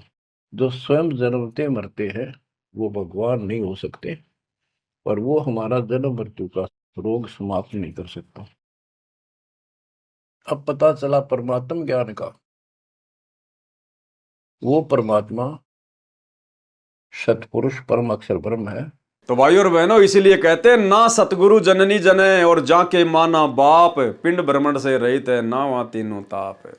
यदि वास्तव में कोई सतगुरु होगा वो कभी भी माँ के गर्भ से जन्म नहीं लेता, वो जन्म मरण में नहीं आता है। तो भाई और बहनों, सत्सेवक भाई बहनों के ऊपर विशेष मेहर है कि हमने अपने गुरुदेव को जन्म मरण से दूर स्वयंभू परमात्मा मानकर और आज उनको घर घर में विराजमान करके इष्ट रूप में पूजकर हम उनकी भक्ति कर रहे हैं। तो क्या कहा कबीर परमेश्वर जी ने हनुमान जी से? आप धोखे में हो। जो जन्मता मरता है वह पूर्ण परमात्मा नहीं हो सकता।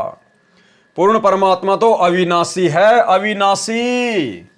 और हम साथ संगति से जुड़े हुए सत्सेवक भाई बहन, अपने गुरुदेव भगवान को अविनाशी मानकर प्रतिवर्ष 8 सितंबर को उनका प्रकट दिवस मनाते हैं। प्रकट दिवस, अविनाशी स्वयंभू परमात्मा मानकर। ना सतगुरु जननी जने जाके माना बाप, पिंड ब्रह्मंड से रहित है ना वाती नु ताप। तो भाई और बहनों, ये सात संगति गुरुदेव भगवान का यथार्थ 13वां कबीर पंथ है। और शतलोक आश्रमों से जुड़कर जो भाई बहन भक्ति साधना कर रहे हैं वो तो 12वें पंथ की टूटी फूटी भक्ति है, 12वें पंथ की। क्योंकि वो लोग दाढ़ी मूंछ वाले कबीर जी को ही अपना भगवान मानते हैं, कबीर मानते हैं, उसी का प्रकट दिवस मनाते हैं। क्योंकि 12 पंथों का भगवान वो नकली दाढ़ी मूंछ वाली कबीर की फोटो है। और 13वें यथार्थ कबीर पंथ का भगवान है सतगुरु रामपाल जी, जिन्होंने सन 1994 में अपने यथार्थ 13वें कबीर पंथ को चलाया। और वो पंथ चलाने वाला स्वयं कबीर परमात्मा ही है, अविनाशी प्रभु है। आप लोग सिर्फ आरती अपनी जुबान से करते हो, दिल से आरती नहीं करते। और ना आप जी आरती के मर्म को समझ पाए हो, केवल सत्सेवकों ने समझा है। आप आश्रमों से जुड़े हुए भाई बहन रोज संध्या आरती करते हो और क्या बोलते हो, अवगुण किए घनेरे फिर भी भले बुरे हम तेरे, दास को जान के निपट नादान मोहे बख्श दियो अविनाशी। किसके आगे हाथ जोड़ के प्रार्थना कर रहे हो गुरुदेव के अंग में? अपने गुरुजी से, सतगुरु रामपाल जी से। और क्या कह रहे हो? मोहे बख्श दियो अविनाशी। अरे तुम रोजाना अपने गुरुदेव को अपनी जुबान से तो अविनाशी कह रहे हो। अविनाशी किसको कहते हैं? जिसका कभी विनाश नहीं होता, जो कभी जन्मता नहीं, जो कभी मरता नहीं, जो स्वयंभू होता है, प्रकट होता है। तो रोजाना तो तुम अपने गुरुदेव को अविनाशी कहते हो, लेकिन आप उनको अविनाशी मानते नहीं हो। अविनाशी तो आप जून के महीने में दाढ़ी मूंछ वाली कबीर जी की मुर्दा फोटो को मानते हो। तो गुरुदेव को यदि किसी ने वास्तव में अविनाशी माना है और अविनाशी मानकर यदि उनकी भक्ति कर रहे हैं तो केवल साध संगति से जुड़े हुए सत्सेवक भाई बहन। जो जन्मता मरता है वह पूर्ण परमात्मा नहीं हो सकता, पूर्ण परमात्मा तो अविनाशी है। हनुमान जी ने कहा, हे ऋषिवर, मैं आपके वचनों से दुखी होता हूं, मेरी भावनाओं को चोट लगती है, आप अन्य विषय पर चर्चा करें। परमेश्वर कबीर जी ने कहा कि यदि कोई व्यक्ति गलत रास्ते जा रहा हो, वह उस रास्ते को ठीक मानकर चल रहा हो जो डाकुओं के डेरे में जा रहा है। यदि कोई सज्जन पुरुष उसको बताए कि जिस रास्ते पर आप जा रहे हो आपकी जान तथा माल को खतरा है, आगे डाकुओं का डेरा है, पहले मारते हैं फिर लूटते हैं, यदि वह व्यक्ति कहे कि आप मेरी भावनाओं को चोटिल कर रहे हो, यह कितना सत्य है। हनुमान जी चुप रहे परंतु मुस्कुराए, मानो कह रहे हो आप सत्य कह रहे हो। हनुमान जी के चेहरे पर शांति का चिन्ह देखकर परमेश्वर ने बताया कि श्री राम जी श्री विष्णु जी के अवतार हैं। पॉइंट पे ध्यान देना भाई और बहनों, जब गुरुदेव भगवान ने हनुमान जी को सच्चाई बताई, एग्जाम्पल दिया, तो हनुमान जी चुप रहे परंतु मुस्कुराए, मानो कह रहे हो कि आप सत्य हो। हनुमान जी हल्के से मुस्कुराए मन ही मन में कि बात तो बिल्कुल सच्ची है महात्मा जी की। तो कौन कह सकता है ये बात? क्या रामायण में लिखा हुआ है? किसी राम कथावाचक ने बताई क्या ये बात? राम कथावाचक तो त्रेता युग में हनुमान जी को ऋषि मुनिंद्र जी ने अपनी शरण में लिया, कहीं कोई जिक्र ही नहीं है, किसी को पता ही नहीं है इस बात का। तो स्वयं वो मुनिंद्र ऋषि वर्तमान में सतगुरु रामपाल जी के रूप में है और वे वही बताएंगे जो उस समय घटना घटित हुई थी। हनुमान जी चुप रहे परंतु मुस्कुराए, मानो कह रहे हो आप सत्य कहते हो। हनुमान जी के चेहरे पर शांति का भाव देखकर परमेश्वर ने बताया कि श्री राम जी श्री विष्णु जी के अवतार हैं। श्री विष्णु जी श्री ब्रह्मा जी तथा श्री शिव जी का पिता काल ब्रह्म है। इसी को ज्योति निरंजन भी कहते हैं। काल को इसकी गलती के कारण श्राप लगा है कि 1 लाख मानव शरीरधारी प्राणियों को प्रतिदिन खाया करेगा, 1.25 लाख प्रतिदिन उत्पन्न किया करेगा, जिस कारण से उसने अपने तीनों पुत्रों को एक एक विभाग का स्वामी बना रखा है। श्री ब्रह्मा जी रजगुण है, जिसके प्रभाव से सभी प्राणी प्रेरित होकर संतान उत्पत्ति करते हैं, जिस कारण से ब्रह्मा को भूल से उत्पत्ति कर्ता मान रखा है। उत्पत्ति कर्ता तो पूर्ण परमात्मा है, कबीर देव सतगुरु रामपाल जी भगवान। काल ने अपने दूसरे पुत्र विष्णु को कर्म अनुसार पालन करने का विभाग दिया है। विष्णु सतगुण है, काल ने तीसरे पुत्र शिव तमगुण को इन 1,00,000 मानव शरीरधारी जीवों को मारकर उसके पास भेजने का विभाग दे रखा है। वह स्वयं अव्यक्त है। कौन? काल। वह स्वयं गुप्त रहता है। आप देख रहे हो, यहां कोई भी जीव अमर नहीं है। देवता भी मरते हैं, ब्रह्मा विष्णु शिव भी जन्मते मरते हैं। जो पूरी आयु जीते हैं, वृद्धा अवस्था भी सब में आती है। एक लोक ऐसा है जहां पर वृद्धा अवस्था तथा मरण नहीं है। यानी परमात्मा हनुमान जी को समझा रहे हैं कि एक लोक ऐसा है जहां पर वृद्धा अवस्था अर्थात बुढ़ापा तथा मरण नहीं है। वहां कोई रावण किसी की पत्नी का अपहरण नहीं करता। आपकी आंखों के सामने लंका में हुए राम रावण युद्ध में कितने व्यक्ति तथा अन्य प्राणी मारे गए। एक सीता को छुड़ाने के लिए आपने श्री रामचंद्र जी के लिए अपने प्राणों की बाजी लगाकर लंका को जलाया। रावण का भाई अहि रावण जो पाताल का राजा था, वह राम तथा लक्ष्मण का अपहरण करके ले गया। उनकी बलि देने वाला था। आप वहां गए और उन दोनों को जीवित लाए। आप ही बताएं, वे परमात्मा है? भाई और बहनों, गहरी बात है, गहरी बात। हमें केवल शिक्षा लेनी है, अपने विश्वास को दृढ़ करना है। इस काल तक की नीचे की जितनी भी शक्तियां हैं और ये काल, इन सब से हमने अपनी आस्था को पूरी तरह से हटाना है।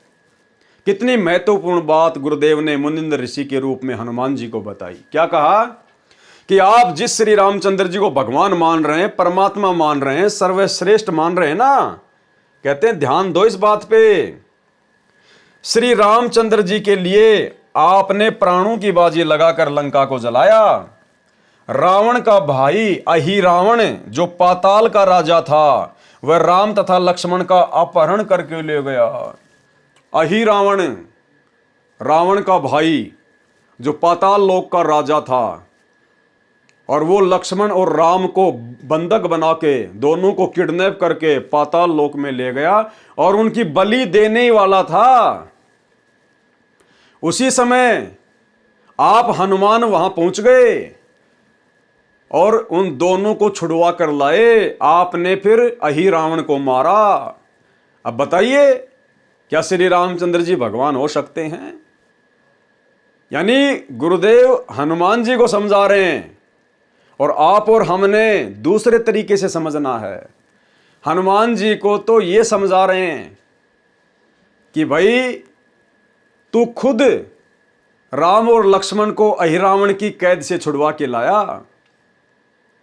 तो सोच क्या वो परमात्मा हो सकता है क्या, जो खुद बंधन मुक्त नहीं हो पाया अहि रावण की कैद से, और तू हनुमान उसको जाके छुड़वा के ले आया? तो बड़ा कौन हुआ? वो तेरा श्री राम हुआ या फिर हनुमान तू हुआ, जिसने भगवान के भी बंधन काट दिए, जिसने भगवान को भी बचाया? अरे भगवान तो भगत को बचाया करता है, और हनुमान तू तो भगत है और तू भगवान को बचा रहा है। तो सोच, वो श्री रामचंद्र जी भगवान हो सकता क्या जिसको तू भगवान मान के पूज रहा है? हनुमान की आंखें खुल गई। और आप और हमारे लिए सबसे बड़ा पॉइंट ये है भाई और बहनों, कि उस समय वो हनुमान नहीं गया था श्री राम और श्री लक्ष्मण को छुड़वाने के लिए। उस समय श्री रामचंद्र जी को और लक्ष्मण को छुड़वाने के लिए हनुमान जी का रूप बनाकर सतगुरु रामपाल जी परमेश्वर गए थे। ये कबीर भगवान गया था। विचार करने की बात है। श्री रामचंद्र जी तो भगवान और हनुमान जी उसके भगत। अरे तो भगत ज्यादा शक्तिशाली होता है या भगवान ज्यादा शक्तिशाली होता है? जब श्री राम और लक्ष्मण, श्री राम तो विष्णु का अवतार, लक्ष्मण जी शेषनाग के अवतार, जब वो दोनों अपने आप को रावण के भाई अहि रावण की कैद से पाताल लोक से मुक्त नहीं करवा पा रहे थे और उनकी बलि चढ़ने वाली थी, तो भला एक भगत हनुमान जी भला कैसे भगवान को छुड़वा के लेके आ जाएगा? फिर तो भगवान से बड़ा हनुमान हो गया, भगत बड़ा हो गया फिर तो भाइयों और बहनों, अहि रावण की कैद से श्री राम और लक्ष्मण को हनुमान का रूप बनाकर समर्थ शक्ति आदि राम कबीर परमेश्वर सतगुरु रामपाल जी ने छुड़वाया। क्योंकि करे करावे साइया मन में लहर उठा, दादू सिरधर जीव के आप बगल हो जा। और आप और हमें और अधिक कैसे विश्वास हो, आप और हम भाई बहन प्रतिदिन रोजाना असुर निकंदन रमेणी करते हैं, असुर निकंदन रमेणी। और इस रमेणी में गुरुदेव ने क्या बताया कि 33 करोड़ देवी देवताओं की और काल की जो मुख्य शक्तियां हैं उनकी महिमा है, लेकिन ये उनकी वास्तविक महिमा नहीं है। इस महिमा के पीछे हाथ कबीर देव का है, कबीर परमात्मा का है। केवल इनको तो फोकट में खुश किया जा रहा है देवी देवताओं को। और इस रमैनी में श्री ब्रह्मा विष्णु महेश के द्वारा जितने भी महान कार्य किए गए हैं, उन महान कार्यों के पीछे जिस शक्ति का हाथ है वो है कबीर देव सतगुरु रामपाल जी। और क्या कह रहे हैं परमात्मा, रावण महिरावण से मारे, महिरावण या फिर अहिरावण दोनों एक ही हैं। रावण महिरावण से मारे और सेतु बांध से ना दल तारे, जरा सिंध और बाली खपाए, कंस केश चानोर हराए। तो रावण को भाई और बहनों किसने मारा सूक्ष्म रूप में? सतगुरु रामपाल जी ने, कबीर परमेश्वर ने। तो रावण के छोटे भाई को फिर कौन मारेगा? महिरावण को कौन मारेगा? वही सतगुरु रामपाल जी भगवान। सेतु बांध से ना दल तारे, रामचंद्र जी का पुलिया किसने बनवाया? कबीर परमेश्वर सतगुरु रामपाल जी ने। तो गुरुदेव स्पष्ट कर रहे रमैनी में कि रावण महिरावण से मारे, सेतु बांध से ना दल तारे, यानी सर्व कार्य हमारे गुरुदेव भगवान ने किए। अन्यथा ये तो जीव हैं आप और हमारी तरह, बालक हैं बालक। मूसल तो दादाजी उठा सकता है, बच्चे को तो केवल फोकट की महिमा दे रखी है कि मेरे बेटे ने मूसल उठा लिया, मेरे बेटे ने मूसल उठा लिया। तो सारे काम हमारे गुरुदेव भगवान ने किए। इन सभी देवी देवताओं के, ब्रह्मा विष्णु महेश के, दुनिया में जो भी आप बड़ी बड़ी लीलाएं देखते हैं देवी देवताओं की, उन सब के पीछे हाथ हमारे गुरुदेव भगवान का, कबीर परमात्मा का। इसलिए हमारे गुरुदेव भगवान की महिमा नहीं की जा सकती। हमारे पास में शब्द नहीं है इनकी महिमा के लिए। 7 समुद्र की मसी करूं, लेखनी करूं बन राय, और धरती का कागज करूं, पर सतगुरु गुण लिख्या ना जाए। रावण का भाई अहिरावण जो पाताल का राजा था, वह राम तथा लक्ष्मण का अपहरण करके ले गया, उनकी बलि देने वाला था। आप वहां गए और उन दोनों को जीवित लाए। आप ही बताएं, वे परमात्मा हैं। जिस समय नाग फांस शस्त्र के छोड़ने से सर्पों ने श्री राम तथा आप तथा सर्व सेना व लक्ष्मण तक बांध दिया था, सर्प आप सबको जकड़े हुए थे, आप सब विवश थे। अब बताओ, अब हनुमान जी लक्ष्मण और रावण को पाताल से छुड़वा के कैसे ले आएगा? हनुमान जी भी असमर्थ है। जब रावण ने अपनी सिद्धि शक्ति से रामचंद्र जी की पूरी सेना को राम लक्ष्मण हनुमान सहित नाग फांस में बांध दिया था, उस समय हनुमान जी भी बिल्कुल सावधान होके खड़े हुए थे और चारों तरफ उनके सर्प लिपटे हुए थे, उनको जकड़ रखा था। श्री हनुमान जी अपने आप को बंधन मुक्त नहीं करा पाए, श्री रामचंद्र जी अपने आप को बंधन मुक्त नहीं करा पाए। और उस समय श्री रामचंद्र जी ने अपने वाहन से पुकार की, हे गरुड़ मेरी रक्षा कर, हे गरुड़ मेरी रक्षा कर। अब वो गरुड़ कहाँ से रक्षा कर देगा बेचारा? वो तो पक्षी है, वो तो भगवान की सवारी है। जब भगवान अपने बंधन नहीं काट पा रहा तो भगवान का भगत कहां से काट देगा? तो उस गरुड़ रूप में भी इसी समर्थ शक्ति सतगुरु रामपाल जी भगवान ने सबको बंधन मुक्त किया। और परमेश्वर ने फिर कहा कि काटे बंधन विपत्ति में और कठिन कियो संग्राम, और चीनो रे नर प्राणियों वो गरुड़ बड़ो के राम है। तो भाई और बहनों, ये सारी मिथ्या, ये सारी दंत कथाएं जो आज से पहले चल रही थी कि गरुड़ ने रामचंद्र जी को नाग फांस से मुक्त किया, रावण ने राम और लक्ष्मण को अहिरावण की कैद से छुड़वाया, हनुमान जी द्रोणागिरी पहाड़ को उठा लाए, ये सब फोकट की महिमा। असल में इन सब के पीछे परम शक्ति कबीर देव सतगुरु रामपाल जी भगवान का हाथ था। इसी प्रकार भाई और बहनों, ये परमेश्वर गुप्त रूप में सारी लीलाएं करते हैं, सारी की सारी लीलाएं। तो बताओ, अहिरावण की कैद से हनुमान जी लक्ष्मण राम को कैसे छुड़वा लेंगे जब वो खुद नाग फांस में जकड़े पड़े थे, अपने आप को नाग फांस से मुक्त नहीं कर पा रहे थे? तो भला पाताल में जाके रामचंद्र जी को कैसे अहिरावण की कैद से हनुमान छुड़वा के ला सकता है? ये सारे काम पूज्य गुरुदेव भगवान ने किए। नाग फांस शस्त्र के छोड़ने से सर्पों ने श्री राम तथा आप कौन? हनुमान तथा सर्व सेना व लक्ष्मण तक बांध दिया था। सर्प आप सबको जकड़े हुए थे, आप सब विवश थे। कुछ समय में आप सबको रावण की सेना आसानी से काट डालती। उस समय गरुड़ को पुकारा गया, उसने नागों को काटा, आप तथा रामचंद्र बंधन मुक्त हुए। यदि परमात्मा इतना विवश है कि अपना बंधन नहीं काट सका तो पुजारियों का क्या होगा, विचार करो। ठीक इसी प्रकार भाई और बहनों, इस एक लाइन को आधार बनाकर दास फिर से उन तमाम मंद बुद्धि भक्तों को संदेश देना चाहता है जो वर्तमान में अपने गुरुदेव सतगुरु रामपाल जी को मानुष समझ रहे हैं और उनकी जमानत के ठेकेदार बने हुए हैं कि हम गुरुजी की जमानत करवाएंगे, हम गुरुजी की जमानत करवाएंगे। कुछ एक बिहार के, कुछ एक कानपुर के, एक कोई पुस्तक वगैरह निकाल रखी है उन्होंने मुकदमों को लेकर, गुरुजी पर ये मुकदमे लगे, वो मुकदमे लगे। हमने क्या चाटना है उनको? हमें पता है कि इस परमेश्वर के ऊपर दुनिया का कोई मुकदमा काम नहीं करता, अपनी मर्जी से बैठा है, अपने मिशन को पूरा करके आएगा। तो ये लाइन क्या कह रही है? यदि परमात्मा इतना विवश है कि अपना बंधन नहीं काट सका तो पुजारियों का क्या होगा, विचार करो। तो वे जितने भी भाई बहन जो गुरुदेव की जमानत के ठेकेदार है ना, उनको इस लाइन पर ध्यान देना चाहिए कि भाई यदि सतगुरु रामपाल जी परमात्मा नहीं है आप लोगों की नजरों में, और यदि वो बंधन में हैं, हिसार जेल में हैं और अपने आप को मुक्त नहीं करवा पा रहे, अपनी जमानत करवाने में विवश है, और तुम लोग जमानत कराओगे तभी हिसार जेल से बाहर आएंगे, तो भाई फिर उनको परमात्मा मानना छोड़ दीजिए, फिर उनको परमात्मा कहना छोड़ दीजिए। फिर ऐसा परमात्मा किसी काम का नहीं जो खुद बंधन मुक्त नहीं हो पा रहा, फिर भला हमें वो परमात्मा काल के बंधन से कैसे मुक्त करवाएगा? और गुरुदेव तो कहते हैं भाई कर ले गुरु वकील मुकदमा भारी है। अरे हम जीवों का मुकदमा धर्मराज के दरबार में चल रहा है, गुरुदेव तो हमें उस मुकदमे से बरी करवाने आए, जन्म मरण के मुकदमे से। और नालायको तुम अपने गुरु को इतना कमजोर, इतना बेबस, इतना लाचार समझ रहे हो कि तुम उनकी जमानत के ठेकेदार बने हो कि हम गुरुजी की जमानत लगाएंगे, हम गुरुजी के लिए प्रयास करेंगे तो गुरुजी बाहर आएंगे। तो ये मूर्खता है, एक भगत होकर सबसे बड़ी मूर्खता। इस मूर्खता को छोड़िए और साध संगति से जुड़कर ज्ञान को आधार बनाकर गुरु को बंधन मुक्त परमेश्वर मानकर भक्ति कीजिए। पता नहीं तुम लोग नित्य नियम भी ढंग से करते हो कि नहीं करते हो। अगर करते तो इतनी बड़ी गलती ना करते गुरु की जमानत के ठेकेदार बनने के, क्योंकि रोजाना नित्य नियम में गुरुदेव हमें क्या संदेशा देते हैं। गरीब ऐसा सतगुरु हम मिल्या, बेपरवाह अबंध, परम हंस पूर्ण पुरुष, रोम रोम रविचंद।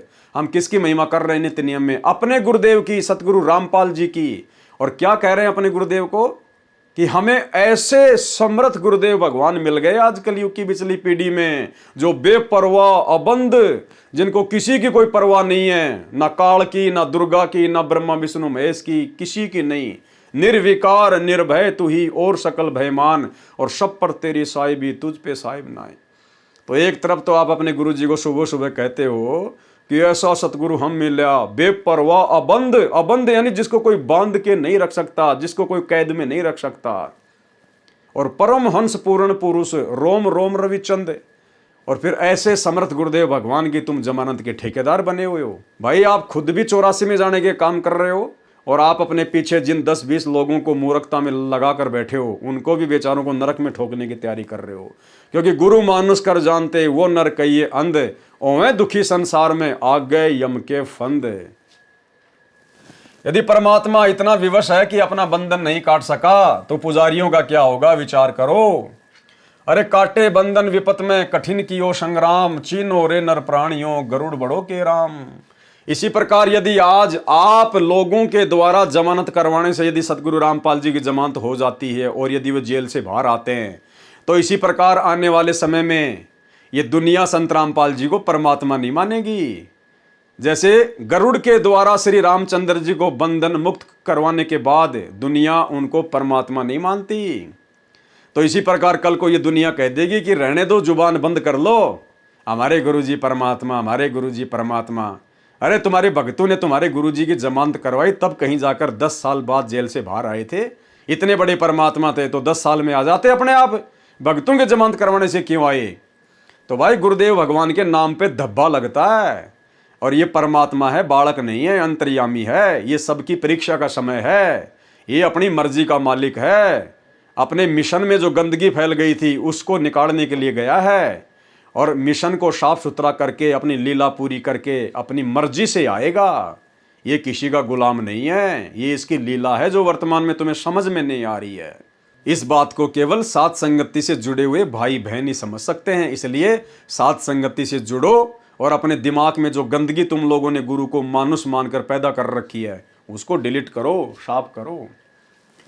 काटे बंधन विपत में कठिन कियो संग्राम, चीनो रे नर प्राणियों गरुड़ बड़ों के राम। हनुमान जी ने कहा, ऋषि जी समुद्र पर पुल बनाना क्या आम आदमी का कार्य है? ये परमात्मा बिना नहीं बनाया जा सकता। फिर भी हनुमान जी श्री रामचंद्र जी को परमात्मा मानने से इनकार नहीं कर रहे। उनके मन में खरपतवार भरी पड़ी है, वो गंदगी भरी पड़ी है। और परमात्मा से क्या सवाल किया कि ऋषि जी इतने बड़े समुद्र के ऊपर पुल बनाना क्या कोई एक आम व्यक्ति का काम है क्या? परमात्मा के बिना कौन बना सकता है? तो गुरुदेव ने क्या कहा, समुद्र पाटी लंका गयो सीता को भरतार, अगस्त ऋषि सातु पी गए इनमें कौन करतार।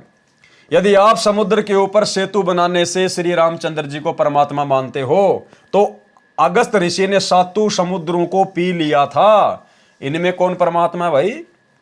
ऋषि मुनिंदर जी ने बताया कि आप भूल गए क्या, एक ऋषि आए थे, उन्होंने एक पर्वत के पत्थर को अपनी डंडी से रेखा खींचकर हल्का किया था, तब पत्थर तैरे थे, तब पुल बना था। रामचंद्र तो 3 दिन से रास्ता मांग रहे थे। समुद्र ने ही बताया था नल नील के विषय में।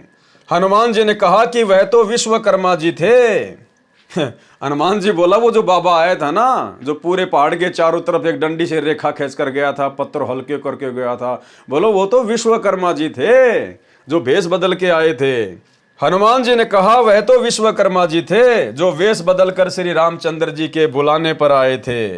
परमेश्वर कबीर जी ने कहा कि विश्वकर्मा जी तो पुल का निर्माण कर सकते हैं, जल के ऊपर पत्थर नहीं तैरा सकते। परमेश्वर ने कहा कि विश्वकर्मा जी केवल समुद्र पे पुलिया बना सकते हैं, लेकिन समुद्र के ऊपर पत्थर तैराना उनके बस की बात नहीं है। नल नील के हाथों में शक्ति थी, उनके हाथों से डाली गई वस्तु जल के ऊपर तैरा करती थी। उस दिन उनमें अभिमान आ गया था, उनकी शक्ति समाप्त हो गई थी। वह आशीर्वाद मेरा ही था। हनुमान जी ने कहा, क्या आप ऋषि मुनिंदर जी हैं? परमेश्वर जी ने कहा, हाँ। मुनिंदर जी ने कहा कि आपने अपने प्राणों की परवाह न करके राम के लिए क्या नहीं किया? जब सीता ने आपको अपशब्द कहे और घर छोड़ने को कहा, उस समय श्री राम वहीं विराजमान थे। एक शब्द भी नहीं कहा कि सीता ऐसा ना कर। पवन सुत अंदर से तो मान रहे थे, परंतु ऊपर से कह रहे थे कि ऋषि जी किसी की आलोचना नहीं करनी चाहिए। मुनिंदर जी ने कहा कि सत्य कहना आलोचना नहीं होती। यदि श्री रामचंद्र और सीता के अंदर अच्छे इंसान वाले गुण भी होते तो भी आपका आजीवन एहसान मानते और अपने चरणों में रखते। श्री राम और सीता के अंदर एक आम अच्छे इंसान वाले गुण भी नहीं थे। यानी भाई और बहनों, जो गुण आज गुरुदेव ने अपनी शक्ति से, अपनी भक्ति से आप और हम भगत भाई बहनों के अंदर पैदा कर दिए हैं, ऐसे अच्छे गुण श्री राम और सीता में भी नहीं थे। इस भक्ति से परमेश्वर ने मिट्टी को कंचन बना दिया है। यदि श्री रामचंद्र और सीता के अंदर अच्छे इंसान वाले गुण भी होते तो भी आपका आजीवन एहसान मानते और अपने चरणों में रखते। आप तो उनके बिना जीना भी उचित नहीं मानते। और सुनो, आपके साथ जैसा व्यवहार किया उसका फल भी सीता तथा रामचंद्र जी को मिल गया। सीता ने एक भगत को जो अपशब्द कहे थे, सीता ने जो भगत की भावनाओं को ठेस पहुंचाया, उसकी श्रद्धा को ठेस पहुंचाया, गुरुदेव कह रहे हैं कि सीता को भी उसका फल मिल गया। यानी अयोध्या में निकाली गई दर दर की ठोकर। और श्री रामचंद्र जी जो उस समय चुपचाप थे, सभा में बैठकर सत्य को सत्य नहीं कह पाए, वो श्री रामचंद्र भी अंत में सरयू नदी में डूब के मरा, छलांग लगा के। यानी भाई और बहनों, कितनी गहरी बात है। हम भगत भाई बहनों ने किसी की भी श्रद्धा का, हम भाई बहनों ने किसी की भी भावनाओं का मजाक नहीं बनाना चाहिए। हमने किसी को भी अपशब्द नहीं कहने चाहिए, अन्यथा परमेश्वर का विधान है। और रामचंद्र और सीता भी किसी जन्म में गुरुदेव के भगत थे, शिष्य थे। लेकिन जब त्रेता युग में उन्होंने हनुमान जी का अपमान किया, अपशब्द कहे, तो परमेश्वर ने ये नहीं देखा कि ये राम और सीता मेरे भगत थे। परमेश्वर ने उनको भी दंड दिया जैसा उन्होंने वो कर्म किया।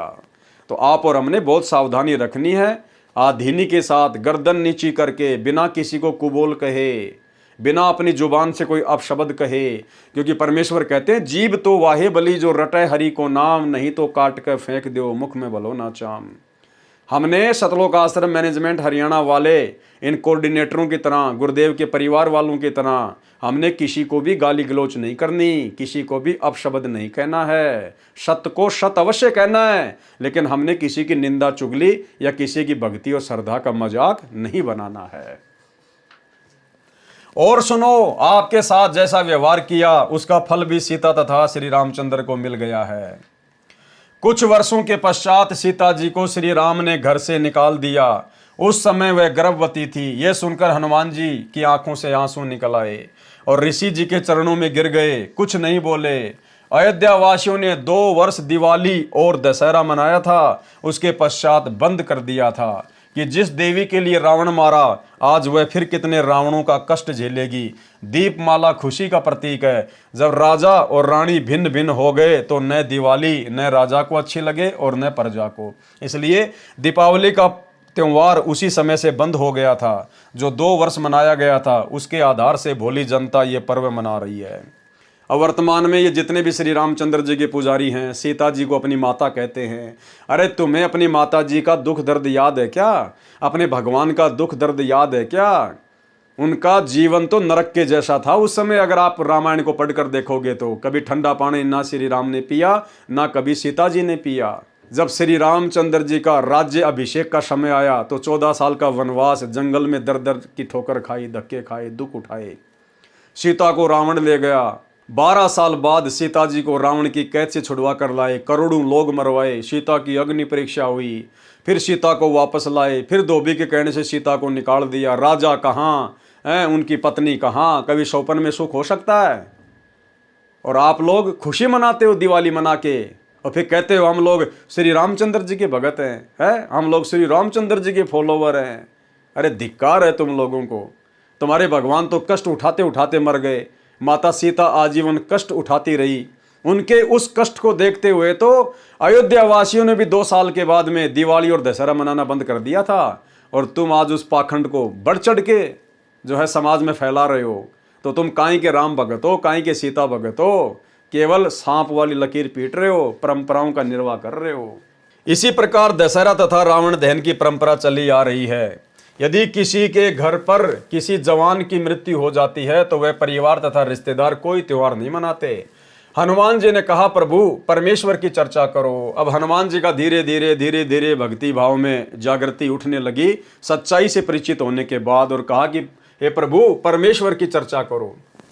हनुमान जी ने कहा प्रभु परमेश्वर की चर्चा करो। कबीर परमेश्वर जी ने सृष्टि रचना सुनाई। सत्य कथा सुनकर हनुमान जी गदगद हो गए। सतलोक देखने की प्रार्थना की। परमेश्वर आकाश में उड़ गए। हनुमान जी देख रहे थे। कुछ देर अंतर ध्यान हो गए।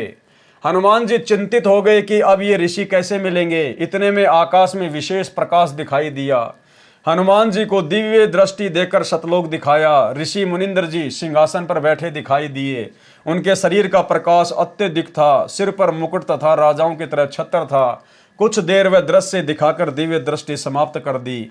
मुनिंद्र जी नीचे आए। हनुमान जी को विश्वास हुआ कि ये परमेश्वर है, सत्यलोक सुख का स्थान है। परमेश्वर कबीर जी से दीक्षा ली, अपना जीवन धन्य किया, मुक्ति के अधिकारी हुए। हनुमान जी मुक्ति के अधिकारी हुए, मुक्त नहीं हुए। इसलिए आप सभी भाई बहनों को दास बार बार कहता है कि वर्तमान में ये जो 4 युग का इतिहास है, सतयुग से लेकर वर्तमान तक का समय, इसमें कोई भी आत्मा पार नहीं हो पाई है। पार होने का समय तो ये कलयुग की बिचली पीढ़ी है, वर्तमान समय है। अब परमेश्वर उन सभी आत्माओं को दोबारा से जन्म देगा जिन आत्माओं को गुरुदेव ने सतयुग त्रेता द्वापर में अपनी शरण में लिया था। परमेश्वर कबीर जी से दीक्षा ली, अपना जीवन धन्य किया, मुक्ति के अधिकारी हुए। इस प्रकार पवित्र आत्मा परमार्थी स्वभाव हनुमान जी को परमेश्वर कबीर जी ने अपनी शरण में लिया। परमार्थी आत्मा को संसार तथा काल के स्वामी भले ही परोपकार का फल नहीं देते, परंतु परमेश्वर ऐसी आत्माओं को शरण में अवश्य लेते हैं, क्योंकि ऐसी आत्मा ही परम भगत बनकर भक्ति करते हैं और मोक्ष प्राप्त करते हैं। सांसारिक व्यक्ति जो परमार्थी को धोखा देते हैं वे आजीवन कष्टमय जीवन व्यतीत करते हैं। श्री रामचंद्र जी को अंत समय में अपने ही पुत्रों लव तथा कुश से पराजय का मुंह देखना पड़ा। सीता जी ने उनके दर्शन करना भी उचित नहीं समझा। बताओ, आप लोग अयोध्या में राम लला के दर्शन करने जाते हो और रामायण को आप कभी पढ़ते नहीं। सीता को जब अयोध्या से निकाल दिया गया था, उन्होंने श्री रामचंद्र जी का मुंह देखना भी अच्छा नहीं समझा। मुंह देखना भी, इतनी नफरत हो गई थी उनको श्री रामचंद्र जी से कि इसके अंदर तो एक आम सांसारी व्यक्ति की तरह अच्छे लक्षण भी नहीं है। तो भाई और बहनों, आज आप लोग उनके दर्शन करने के लिए अयोध्या जा रहे हो, अपना कीमती समय और धन बर्बाद कर रहे हो। इतिहास से शिक्षा लेनी चाहिए। श्री रामचंद्र जी को अंत समय में अपने ही पुत्रों लव तथा कुश से पराजय यानी हार का मुंह देखना पड़ा। सीता जी ने उनके दर्शन करना भी उचित नहीं समझा। देखते देखते पृथ्वी में समा गई। इस गलानी से श्री रामचंद्र जी ने अयोध्या के पास बह रही सरयू नदी में छलांग लगाकर अपनी जीवन लीला जल समाधि लेकर समाप्त कर दी। ना पत्नी रही, ना बच्चे रहे, पूरी अयोध्या में थूथू हो रही है। दुर्वासा ऋषि के कारण अपने भाई लक्ष्मण को मृत्यु दंड की सजा देनी पड़ी श्री रामचंद्र जी ने। इन सब बातों से दुखी होकर अंदर ही अंदर श्री रामचंद्र जी ने सरयू नदी में छलांग मार के आत्महत्या की। डूब के मरे। देसी भाषा में कहते हैं डूब के मरना, और संत भाषा में कहते हैं समाधि लेना। यह है श्री रामचंद्र जी की अंतिम उपलब्धि। अरे जो श्री रामचंद्र जी वेदों के अनुसार साधना करते थे, उनकी भी अंत में यह दुर्गति हुई। सरयू नदी में डूब के मरना पड़ा, आत्महत्या करनी पड़ी। और आप लोग दशरथ पुत्र श्री रामचंद्र जी को ही भगवान मान के राम राम राम राम जय श्री राम, आप लोगों की कैसे मुक्ति होगी? कैसे हो रही है वर्तमान में? रोडों के ऊपर कुत्ते वाली मौत हो रही है। खरबूजे की तरह फूट फूट के लोग मर रहे हैं। जिनकी गाड़ियों के पीछे जय श्री राम लिखा होता है, एक्सीडेंट में उनका चकना चूर निकला हुआ मिलता है रोड पे। तो भाई, असली राम को पहचानो, असली आदि राम को पहचानो। मृत्यु होगी तो भी परमात्मा टाल देगा, भगत के नजदीक नहीं आएगी। उसको कहते हैं श्री राम। वो श्री राम कबीर देव सतगुरु रामपाल जी है। सत्संग सुनकर पहचानिए। श्री रामचंद्र जी ने अयोध्या के पास बह रही सरयू नदी में छलांग लगाकर अपनी जीवन लीला जल समाधि लेकर समाप्त की। परमार्थी हनुमान जी को निस्वार्थ दुखियों की सहायता करने का फल मिला। परमात्मा स्वयं आए, मोक्ष मार्ग बताया, जीव का कल्याण हुआ। हनुमान जी फिर मानव जीवन प्राप्त करेंगे तथा परमेश्वर कबीर जी उनको शरण में लेकर मुक्त करेंगे। उस आत्मा में सत्य भक्ति बीज डल चुका है। अब क्या होगा? हनुमान जी का तो फिर से मनुष्य जन्म होगा। हो सकता है परमात्मा इस कलयुग की बिचली पीढ़ी में दया कर दें या फिर कर दी हो। वो हनुमान, जिस हनुमान को भगवान मान के दुनिया पूज रही है, वो हनुमान जी वर्तमान में सतगुरु रामपाल जी को, अगर इस समय गुरु जी उनको जन्म देंगे तो संत रामपाल जी को भगवान मान के पूजेगा। और आप लोग अपनी अज्ञानता में, आध्यात्मिक नादानी में, शास्त्रों की नासमझी में उस हनुमान जी को ही भगवान मान के पूज रहे हो। अरे हनुमान जी की तो वैसे भी पूजा नहीं करनी चाहिए, क्योंकि वो तो एक भगत था। हनुमान जी तो खुद भक्ति किया करता था श्री रामचंद्र जी की, और तुम उस भगत को ही पूज रहे हो। तो ये सबसे बड़ी मूर्खता है, नादानी है। भाई और बहनों, जिस समझ के लिए परमेश्वर ने आज वर्तमान में आप और हम अरबों इंसानों को जो मनुष्य जन्म दिया है, वो केवल मोक्ष प्राप्ति के लिए दिया है। शास्त्रों को समझकर, ज्ञान को समझकर, सच्चे गुरु की पहचान करके भक्ति करने के लिए दिया है।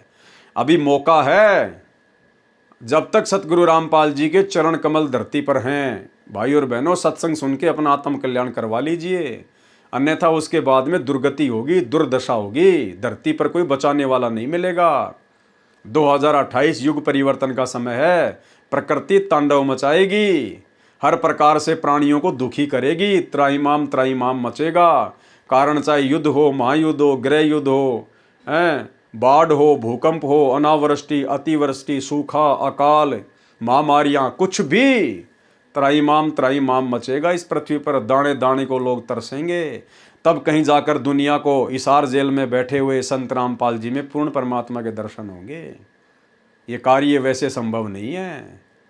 तो भाई और बहनों, समय रहते समझ जाओ। उस युग परिवर्तन के समय में अपनी कमर तुड़वाने से बच जाओ। अगर शरण में आ जाओगे, परमेश्वर आपकी भी रक्षा करेगा, आपके परिवार की भी रक्षा करेगा। अन्यथा आने वाले समय में अंधकार ही अंधकार है, दुर्गति ही दुर्गति है।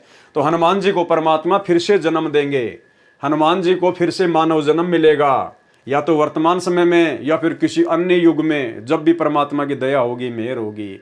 लेकिन आप और हमारे ऊपर मेहर हो चुकी है, दया हो चुकी है।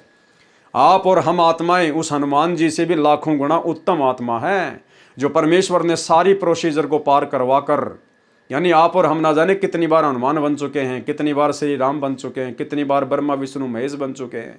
ये सारी प्रोसीजर पार करके आज आप और हम कलयुग की पिछली पीढ़ी में परमेश्वर के द्वारा अपने चरणों में लिए गए हैं। तो भाई और बहनों, अपने आप को कमज़ोर भी मत समझो और अपने आप को अहंकार में बहुत बड़ा भी मत समझो। ज्ञान आधार से परमात्मा का दास समझो।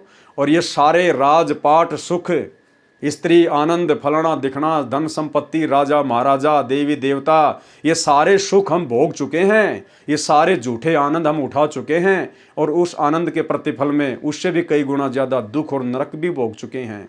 इसलिए हमने उन झूठे सुखों की तरफ ध्यान नहीं देना, आदीनी भाव से, दास भाव से गुरुदेव का दास बनकर अपनी भक्ति सफल करनी है और सदा रहने वाले अमर सुखों को सतलोक में भोगना है। तो भाई और बहनों, गुरुदेव भगवान की बहुत बड़ी रजा, बहुत बड़ी मेहर, जो परमेश्वर ने अपने कर कमल से लिखित पुस्तकों के ऊपर वीडियो बनाने की सत प्रेरणा अपने बच्चों को दी है। आज हमारा विश्वास गुरुदेव के आशीर्वाद से दृढ़ होता जा रहा है और यही दृढ़ता एक दिन हमें सतलोक का अधिकारी बनाएगी। तो आज के वीडियो में केवल इतना ही। कल रात्रि 8 बजे कबीर सागर के सरलार्थ के ऊपर एक नए वीडियो के साथ सभी भाई बहन फिर से दास के Facebook page Pawan Das is live के ऊपर लाइव जुड़िए।